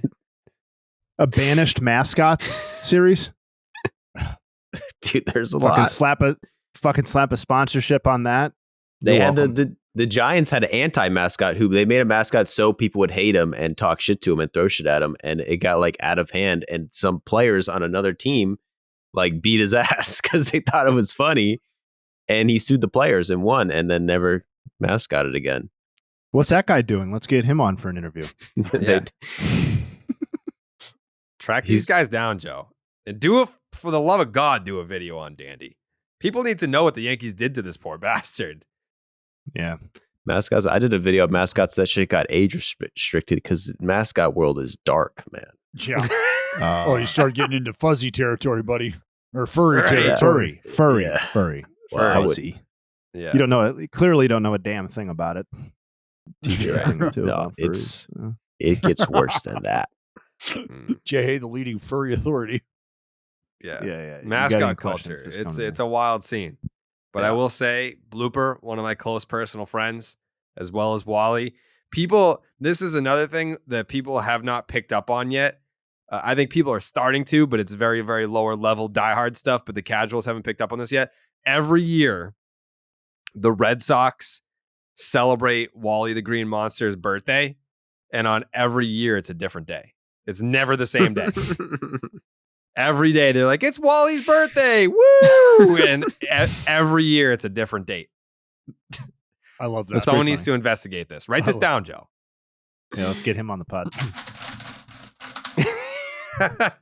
Write this down. Speaking of Joe's videos, new one came out yesterday, and it's about sticky stuff in baseball. And of course, there's a lot of relative information to current sticky stuff, but historically, Dallas, did you know, like, you know how they have like they muddy the balls with like the fucking mud from the river? Yep. So back in the day, instead of using the mud, umpires would spit tobacco on them and rub them up and then give them to the pitcher. Like that was how they muddied the baseballs back in the day. Because there was no, like, because that mud was. There was no mud back then. Yeah, they didn't have mud until like the 50s. I don't think Delaware had been discovered yet. That's why there was no. There was no mud. And what's even crazier, not to give away all the factoids about the video, it's like an 18-minute video. There's plenty of interesting information, but I was learning a lot. So like there are apparently this family of swamp donkeys in New Jersey who sell the mud to Major League Baseball, and that's the mud that they use to mud up the baseballs, all of them. One family at a location that no one knows, they're selling mud to Major League Baseball, and it's a public space. It's not even from land that they own. That's like me going down to the Saugus River and just scooping up some mud and being like, "Hey, MLB, you can buy this off me if you want." Like, how has Major League Baseball not undercut this family that sells the fucking mud to them and just found where the fucking mud is and just scoop it up themselves? How have they not just gone and bought the river? That's what you would expect Major League Baseball to do, right? Yeah. Like, all right. Like, is is it there just a way like that we can completely carve out an entire family's livelihood here? How do we do that? Perfect. We're in. Yeah. It's got to be that where they're like, oh yeah, they've just been, the mud family. They've been doing that forever. So we kind of, it's tradition. Yeah. We get the mud from them. Why? It's been 80 years, save family. And they pay them nothing. Like, it's not like a lot of money. It's like $2,000 a year. It's public mud. It's like when you have like fucking like 3-year-olds that want to sell you rocks. Like, oh, there's a pet rock. It's like, yeah, all right, yeah, that's cute. I'll give you $1 for the fucking rock. This family has been selling mud to Major League Baseball for 80 years. That's why I said I jokingly said I don't know if Delaware had been discovered yet. Because like I don't know. Do you think there's a historical tie, a historical significance to baseball, the America's pastime, the Delaware River, the mud? Like, I don't know. No. It's just mud. It's just mud. I'm trying to tie some nostalgia here together, right? Like, come on. The American blue collar spirit, muddy, nitty gritty. And how do we tie that to our national pastime, our favorite way to forget about all the evil shit we do as a country? Let's rub up these balls with the mud from the river that we had to use to fucking make it happen. I think that's a great. Everyone loves the mud. Yeah. Everyone loves mud. Everyone loves the fucking mud. The mud story goes viral every fucking 2 weeks. And yeah, can you believe this shit? But so what we need, what baseballs have been missing this entire time is like an outline of fucking George W. Or George Washington, not W. George Washington on the fucking boat. You know what I mean? Like at the front of the boat with his fucking hand in his vest. Like Major League. That's baseballs need that little logo. Boom. I mean, and this is the type of stuff that if we were to make a documentary, like a Baseball is Dead spin-off documentary video piece, it would be to find this fucking mud. Where's it at? It wouldn't be that hard. It really wouldn't be hard. No, it can't be. They film them getting the mud all the time. I mean, you get one of these GeoGuessr guys could find it pretty quickly. But it's like you find the mud, then what are you going to do? Say, MLB, I could get you a better deal. They don't give a fuck. It's like $10,000 a year to get this mud. It's not really a big deal. Yeah, but what if you like that's where you would have to get an answer. You could start to get an answer. Be like, hey, I just proposed. I'll give you a better deal. Yeah, I do. How's $5,000? I'll take $2,500. $2,500. I'll give you all the mud you need. All the mud you need. Why are you telling me no? Now I need to know why that's not a good deal for you. Well, now we need to brand the mud. Like we can go there, we can get the mud, and this is baseball is dead mud, which is that it's actually worth more. Oh yeah. Well, I don't want to spoil the vid, but they're trying to take these guys out of business. MLB is actively trying to get rid of the mud and outsource to a different company, a $1 billion corporation. The same corporation help China mud? Dude, they're not China mud. It's chemicals. It's not mud. It's fucking Fake mud. chemicals. Faux mud. It's fake. It's sticky chemicals they're going to put on the ball so pitchers can grip it. So much And better. I don't know about you. Can't wait to try to rub down a fucking baseball right before I throw a 1-2 slider, and then 3 days from now I've got a second tongue starting to grow out of my mouth because I went to my fucking. Oh no! Right. I mean, It's just a give and take that we're going to have to face. It's just you're going to have to make some exceptions here. You want to get a guy out? Do you care about a second tongue? It's up to you. it's literally the same company that helped make Agent Orange for Vietnam are making the new baseball. Are you fucking serious, Joey? I swear to God. You guys Is are it shitting me like right now. Agent Orange and like nuclear warheads and shit. Jesus, from are you fucking? Yeah, absolutely. I mean, my wife, I promise you, would probably enjoy a second tongue. I'm not ready for that, and I don't think anybody else on the baseball field is looking to grow an extra lip, an extra fucking eyeball. Like I don't need a random fingernail popping up out of nowhere. Like I can't. We gotta rethink this. We have to rethink the Agent fucking Orange. Are you serious? It was a long time ago. Dude, it's even worse than that. It was like the people that were like developing the fucking like the bomb that they dropped on Nagasaki, right? I don't know about that specific bomb. I know this is a chemical company. They help make hydrogen bombs. I don't know if it was the one that they dropped on Japan, What are we doing? but they help run the plant. What that are we made doing? hydrogen bombs. This is Jesus. Oh man. Well, if It's your fault, Dallas. It's you pitchers. I can't get a grip. I can't grip the ball. It's a chalk ball. I can't grip it. My fingers. No, hey, blame it on the like. I have long said, how are we not just looking at the process and understanding the physics of the process here? Right? I'll say it again, and I'll say it very slowly. What is dirt? Dirt is dry mud. Okay, what happens if you wet dirt? Well, it turns into mud. What happens when mud dries? It turns back into dirt. Now that you've rubbed wet dirt that has turned into mud onto a baseball and then stored them and let them set for hours and days on end, you want to know what that wet dirt / mud turns into? That's right. That mud turns back into the dry dirt. And now it's coated all over the baseball. And it gets pulled out, as I said, days, weeks later for usage. So you're not grabbing a ball with mud on it anymore, are you?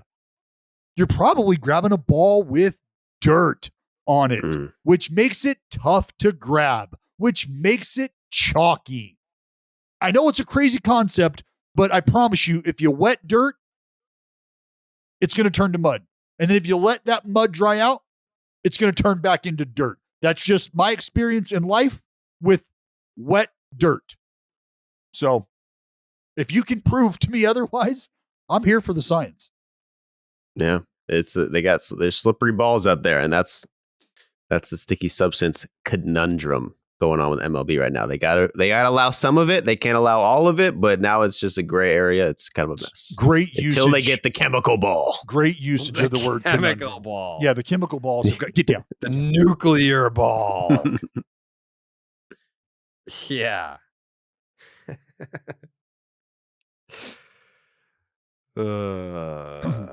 Well, that's on the Baseball Doesn't Exist YouTube channel if you want to check that out.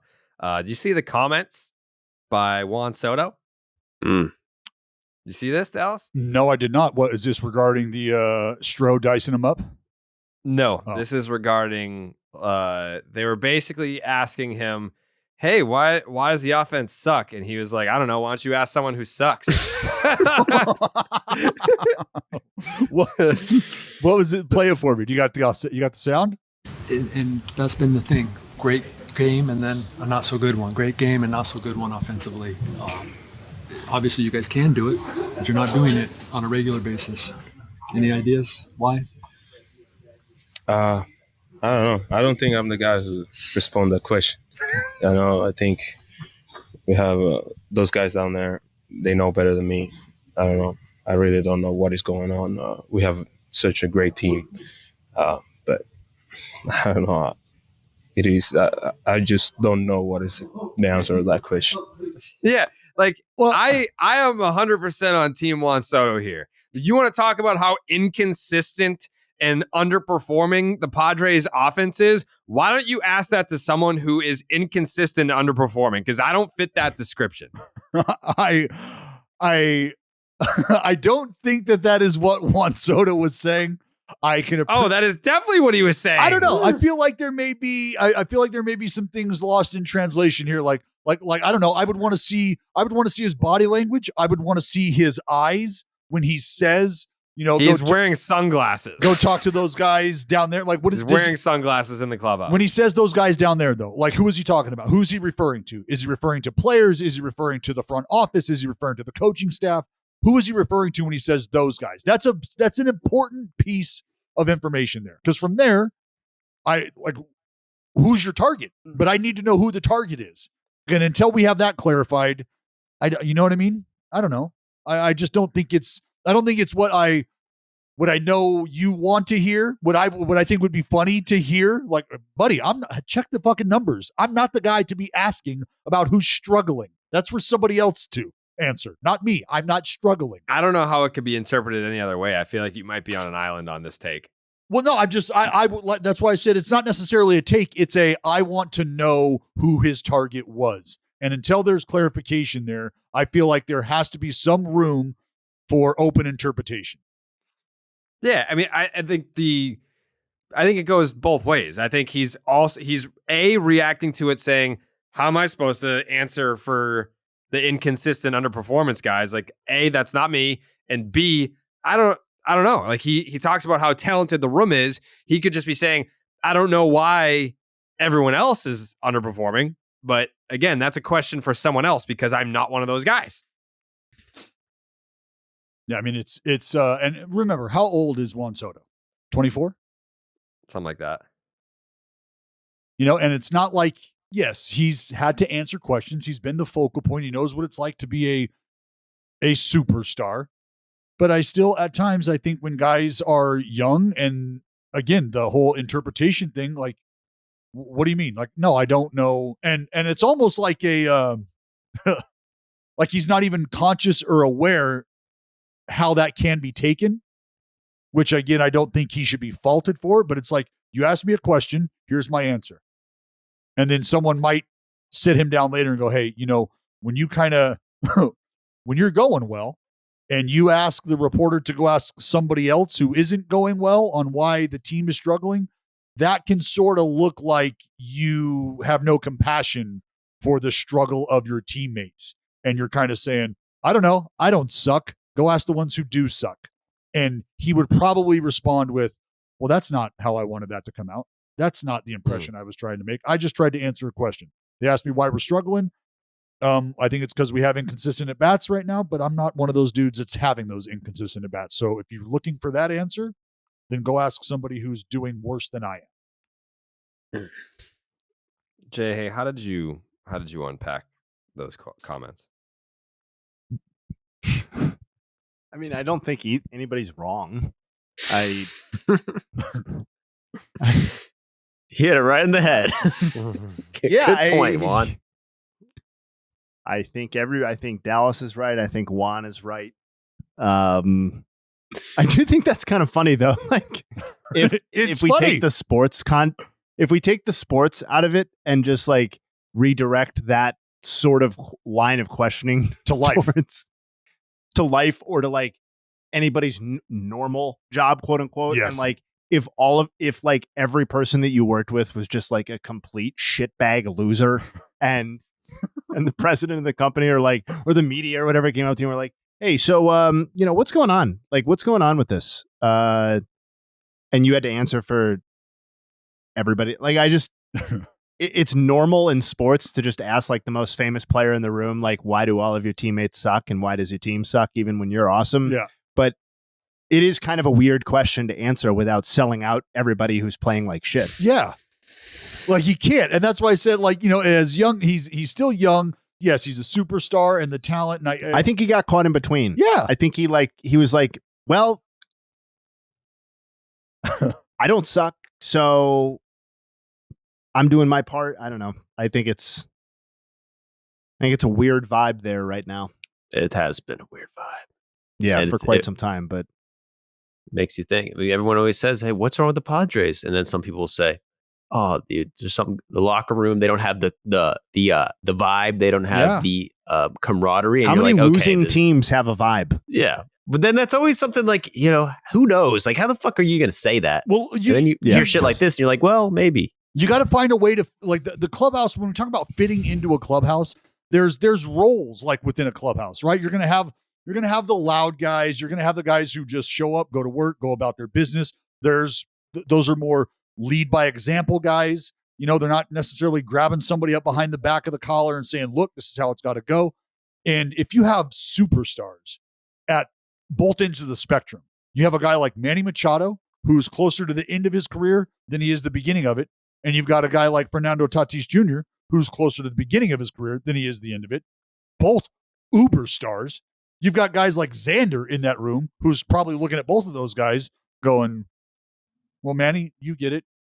I know what it's like to be the fucking guy on the squad. So I understand what this is like. I also understand what it's like to not be the guy on the squad and have somebody far larger in life, on the field, in voice, like a Poppy in the room as well. So there's a natural order to things in a clubhouse. And it seems like it's taking a little longer for that natural order to sort of shake itself out. That is weird, right? Because like Manny Machado was the guy there first when he first got there. But like Juan Soto is a guy. Xander Bogaerts is a guy. Fernando Tatis is a guy. So Nelly Cruz is they're been probably a guy. like Xander got there last. So like, the Red Sox were his team and everyone knew that. And he gets here and he's like, A, I'm the new guy. B, I don't even know if I'm in the top 3 in the pecking order here in terms of like leaders. So it's almost easier when shit's going wrong for everyone to kind of be like, well, he got here after me, but he got here before me, but he's like better than me. Who's the guy? And whose team is it? And the cohesiveness, all right? Like when we hit the road, like there's groups of guys who are going to hang together. There's groups of guys who are going to go out together. There's groups of guys who will have dinner together. And for better or worse, there's usually the same individual sort of bringing those groups together, whoever it might be in these, subsets. So if it's the starters who are going out, like for me, like it was just known when we get into a new town, starters, we're going to go grub. We're going to, we're going out. Let's fucking go. These are my boys. These are who we bleed with. And everybody was welcome. Players, relievers, So now think about flying into a new city on an off day. All right. Who's calling who? Is Manny calling Juan? Is Juan calling Fernando? Is Fernando calling Xander? Who's the one putting the dinner reservation together? Who's the one saying, let's go get on a fucking fishing boat? Who's the one doing all of those things?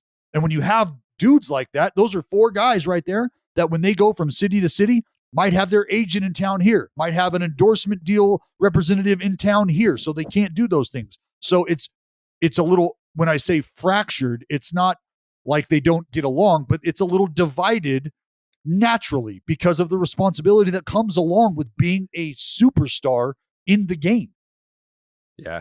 When the Red Sox were just there a couple weekends ago, I had more than one reporter that was on the road covering the Red Sox series be like, yeah, the vibes in that clubhouse are weird. Not like bad, not morbid, but just weird. It just had a very weird feeling in the room. But is that a surprise to anyone? No. Like you basically went the fucking LeBron Miami Heat route where you had the parade before you played a fucking game. And you can say, oh no, like we just had a fan fest and like every team has a fan fest. Yeah, but like it was done in a very like, we're fucking here, motherfucker. You guys are fucked. You have Tatis saying, we're going to win the World Series. Doesn't fucking matter who we play. Like, that's the type of stuff where you put a target on your back. It's already hard enough, even with a bunch of stars, to win the World Series. Then you put a target on your back. You spend all this money, and you're talking all this shit. And yeah, like you can't just like have like a shit ton of stars on the same team and not come together, not have that pecking order. Whose team is it? Who's who's leading this ship? Especially now with Machado on the injured list.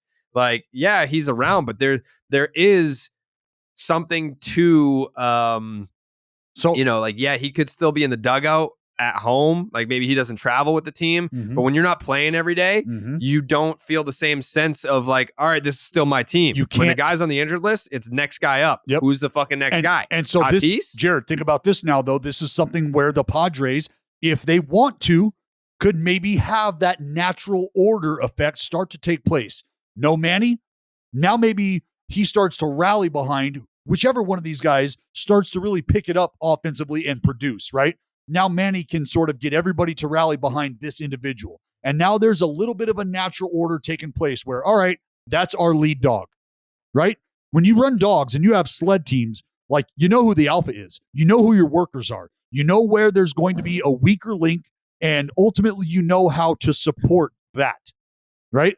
And that's what needs to happen, is there needs to be... That word is very triggering for me. What's that? Support. Support? I'm sorry, but don't say that. You got to have it. You got to have it. You got to have it. Yeah, well, we'll see. I mean, we've yet to see the Padres have that run where everyone looks at them and they're like, they figured it out. They're clicking. Uh-oh, league's fucked. Like they have not had that stretch this year. They still have a losing record. This is a team that, a lot of us took the bait. A lot of us thought that they were going to win the division. This was going to be the year that they were going to overtake the Dodgers.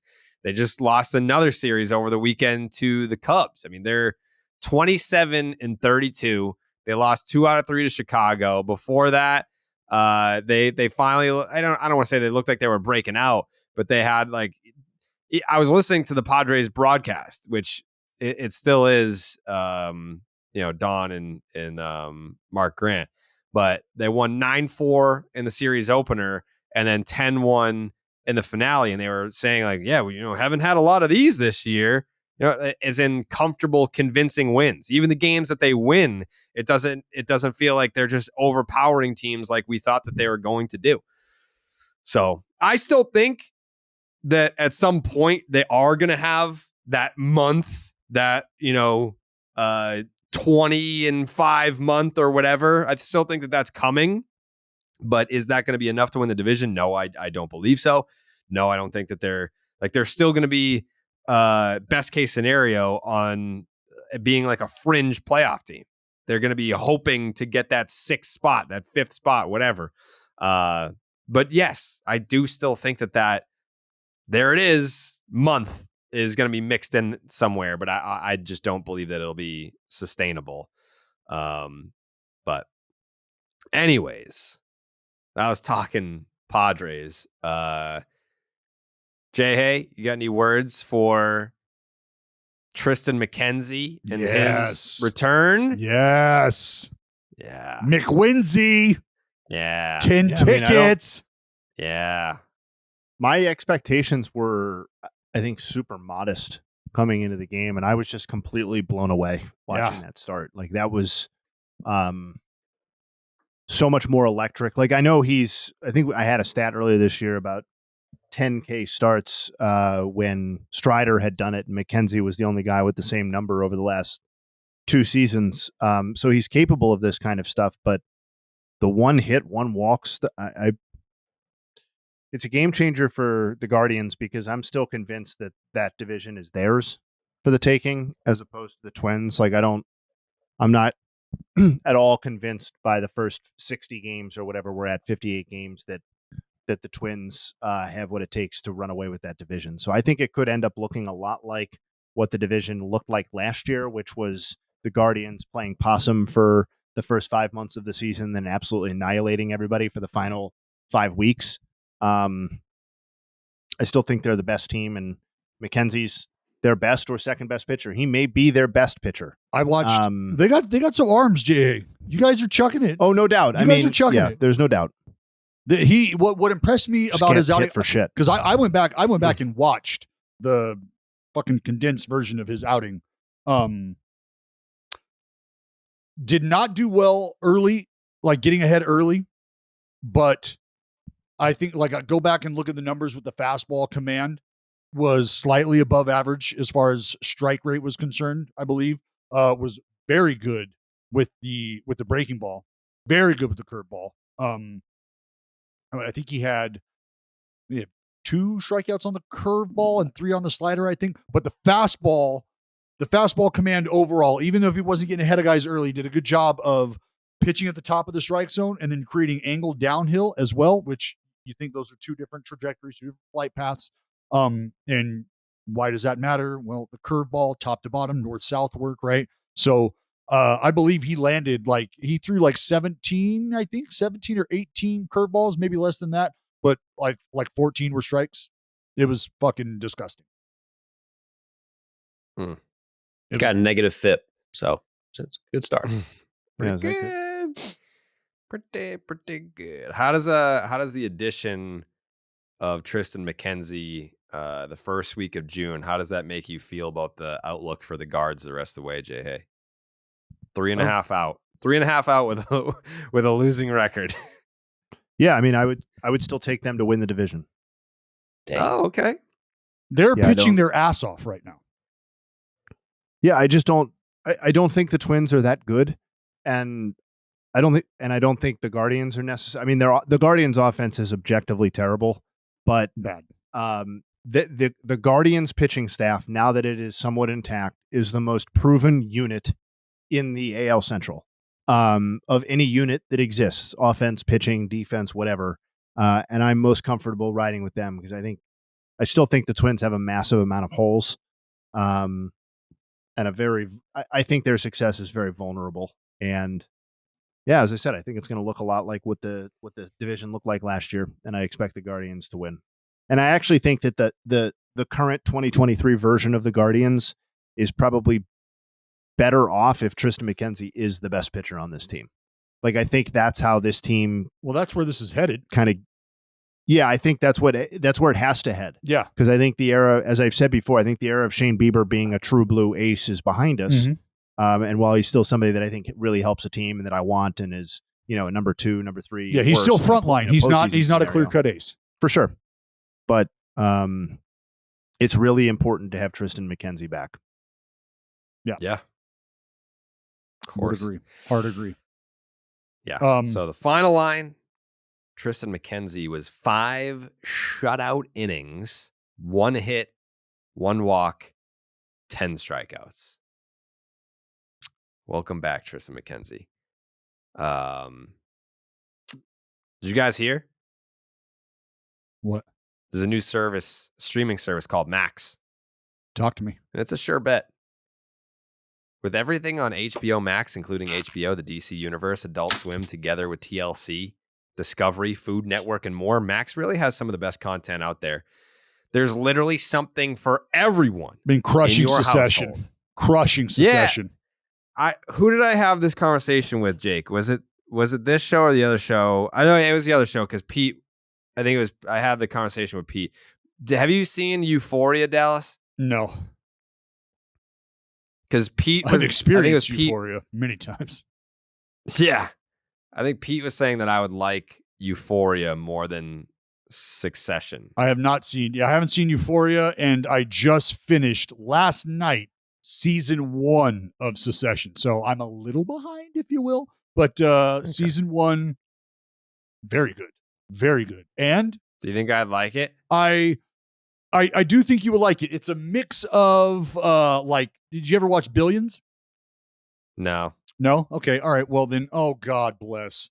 Please stay in the yard. Please stay in the yard. Please stay. God bless it. It's a mix between Billions and The Office.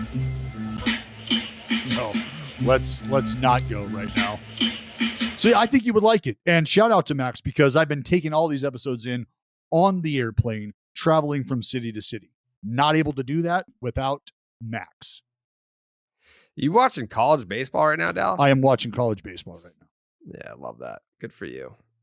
We're gonna be because people were asking, you guys gonna talk college baseball? We're gonna be cycling in some college baseball experts, because I know Dallas watches, but we could use a little helping hand to really inject some information into the conversation. So we will be doing that maybe a week from today, because I know we've got a lot of guests lined up for this week, but I do want to talk college baseball, because I know a lot of you listening, you love your college baseball. So we'll get there. But Max is where we all win. Subscription, obviously, required. Visit max.com today. Get your subscription. A lot of good stuff. The king of content out there right now. HBO. One last quick thought from me before we get out of here. Chris Bassett. Seabass. Bassy. His last outing, 7 2/3, 3 hits, shutout, no walks, 8 strikeouts, and then makes it to the hospital in time to see his wife give birth to a newborn baby. Shout out to Colson. Mama and Colson are doing great, he tweeted. Perfect weekend complete. Got a new baby. Yep. Shout out to the Bassets. Good for Bassy. Good for Bassy. Yeah. I would like to take this time to acknowledge a very special, a very emotional, and once again, a very romantic moment in the game of baseball.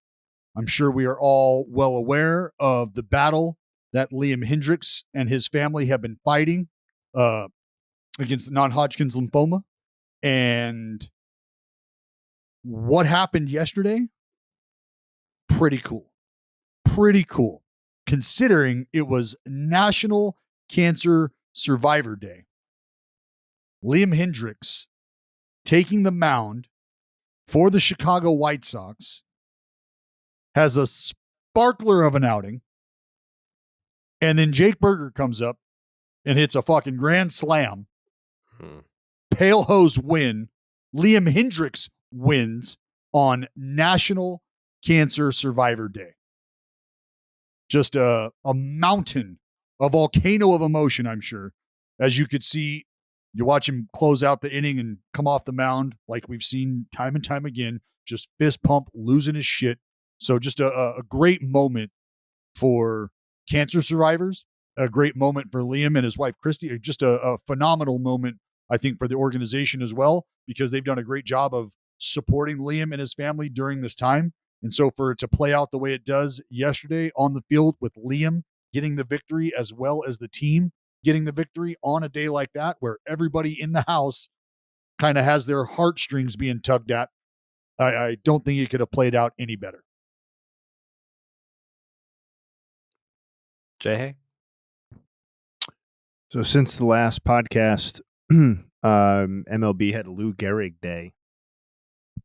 And I just wanted to shout out, I found it, there are many, many people who are impacted by this, but it's the first time it's ever really hit anybody that I know personally. And I just wanted to say that I found it very touching, the amount of outpouring across baseball that Sarah Langs received, and the cause that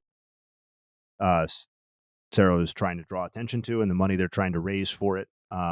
So yeah, it was kind of surreal, to be honest, but culminated with an appearance on Sunday Night Baseball last night. And yeah, that's my final thought. Yeah, very cool. All the teams across baseball, broadcast booths had stars up for Langs, which, yeah, I'm with you, Jay. Very well said, man. Joseph? Can I talk about my Braves? Yeah, talk about your Braves, dude. They had a pretty good series over there in Arizona. You know, we didn't play our best ball, took 2 out of 3, but it really was the series of Eddie Rosario. He's back to fuck your favorite team over. He hit 3 home runs, including a clutch grand slam, brought us back to the 2021 playoffs where he was the darling of Atlanta, and Eddie is back. And Ozuna from the Braves is also back because he pimped a 400 got benched.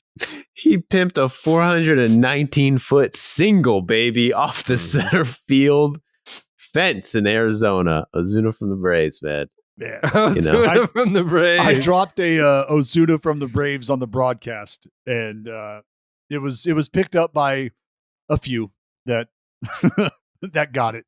That was fun. I do have something that I wanted to bring up before we go, because this is something I had been thinking about for a while, the minute it happened. And I've thought about this because we do this all the time. But when things are going well, you draw national attention, you draw attention of your competitors, you draw attention from fans from everywhere. And if you remember, there was an individual on the Oakland Athletics who got off to a white hot start, a blazing start. Brent Rooker. And as we know, Brent Rooker made a trip to MLB Network where he talked about all of the adjustments and the work that he's put in, the approaches, mechanical adjustment, just everything, right? Breaking it down why B-Rook is absolutely banging. And so I started to look at the numbers and understanding what Brent Rooker has gone through. And my whole theory on telling everybody why things are going well for you as a hitter or as a pitcher, there's a reason you get canned answers in post-game interviews. There's a reason you get canned answers in pre-game inquiries about why things are going so well. Well, you know, I'm pitching well, I'm hitting my spots, and things are just going well, as opposed to breaking down for you why I'm attacking at a certain spot in the zone with a certain pitch to certain types of hitters in certain counts. Like, I could give you all that, but I'd be doing a lot of fucking work for you. I'd be doing a lot of legwork for you, especially if you were someone interested on how to get to me.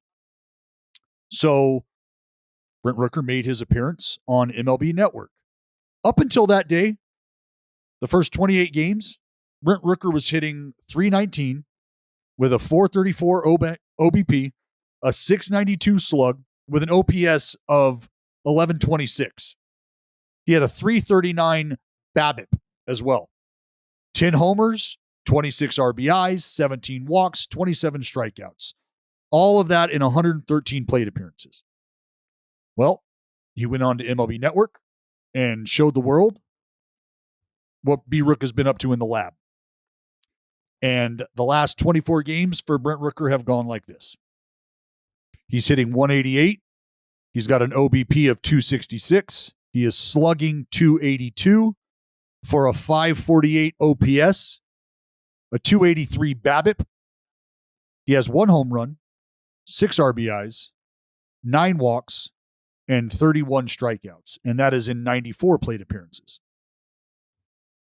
So I've always wondered how much stock to put in when guys go out and basically break down their entire path to success and give that for the world to digest. And is there something to teams listening to that and maybe going into their lab and saying, I feel like this is how we would start to attack an individual who's using X, Y, and Z to put him in position, because he's having a pretty good go of it right now. But just something I found curious. I wonder what you guys would think about that. Jake's takes? Just really need a Red Sox win here, man. Things are bleak. It's been raining for like a week straight. Everyone's getting hurt. So, yeah, I really could just use that tonight. Would be nice. Yeah, we got first pitch in about 3 hours now. I saw a report, Jake, while we were on the pod. Alex Cora has not ruled out a Trevor Story return before he is physically able to play defense. So Bryce Harper wannabe. Yeah. He's the blueprint. No, I feel He is AC knows, the get you guys blueprint. back, get you middle order of the bat, get you a couple starters. Oh, my final thought today is a very special anniversary. A lot of people have been talking about it. 6504. Never forget the day that I threw a no-hitter against Revere. 13 strikeouts at Revere High. Babe Ruth All-Stars. Never Joey, forget. This is one of those. This is one of those things that never happened, Joe. We're waiting on confirmation. We're waiting on living proof, testament from somebody who was there. Yeah, there's plenty of people that were there that would come on the podcast and talk about it. Let's go. We'll do a whole special. We should have had it lined up for this day, but never too late. Hold on. So 6504. Mm-hmm. So next year's the 20th anniversary. Let's blow it out. Yeah. The Hey, you know what we need? anniversary. We need live at bats against the lineup that you mowed down, supposedly, allegedly mowed down. Let's bring them all back. Yeah, we need yeah. So, and you know what? I will fly out there for that. I will fly out for that. All right. 20-year anniversary. Circle the date right now. I'm telling you right now, and I'm letting it be known right now. 6/5/24. I will absolutely carve out this series of games, and I will take them off. I will allow that money to just I don't disappear. think that this is going to be the result that you think it is. Like, I can still throw. Those kids that played baseball 20 years ago, they definitely are not still playing baseball. So we'll see. Take the time off. Come on over to Boston. You want to put up or shut up? We'll see. Yeah. And I will be umpire too. I'll umpire. Oh, no. Yeah. We need to be fair. We'll get Joe West out there. We just Joey and I will announce the game. Starting with a 1-1 Let count. him to death. I'll play shortstop, dude. Kidding me? You're not allowed to participate in the game. It's just the people who were playing in the game 20 years ago. Fuck that, bro. I'm trying to play. I'm trying to play. Try to play. We went 2-0 in softball last night. Like, everyone knows that shit. Mm-hmm. I struck out 3 times in softball 3 weeks ago in Oh my one God. fucking game. You know how sad that? Who strikes out in softball? Slow pitch softball. I've never heard of one person striking out 3 times. I certainly. struck out 3 times, dude. This guy, I don't know. It was my birthday. No one wished me happy birthday, first of all. How the fuck? If we're not friends on Facebook, then I don't know when your birthday is. And we're Don't not care. friends on- No one said anything. And I When's was your depressed. birthday? When's your birthday, Joe? When's your birthday? 21st. Happy birthday. Happy Oh, birthday, that's like Joe. 2 weeks ago. Yeah. I know, dude. I'll catch you in 24. Yeah. Yeah. That's a clown question, bro. I literally would have wished you a happy birthday if I knew. Birthdays matter to me. I know. I'll write that down. Literally, like, I remembered, like, the girl that I dated when I must have been in middle school. I remembered her birthday was May 20th. Like, I remember birthdays. So She's my now- Gemini twin. Yeah, now I'll never forget yours. Well, that's Let's go. glad we had this moment. Yeah. All right, 6504. Never forget. Best to ever do it. And we'll see ya on Wednesday. Wow.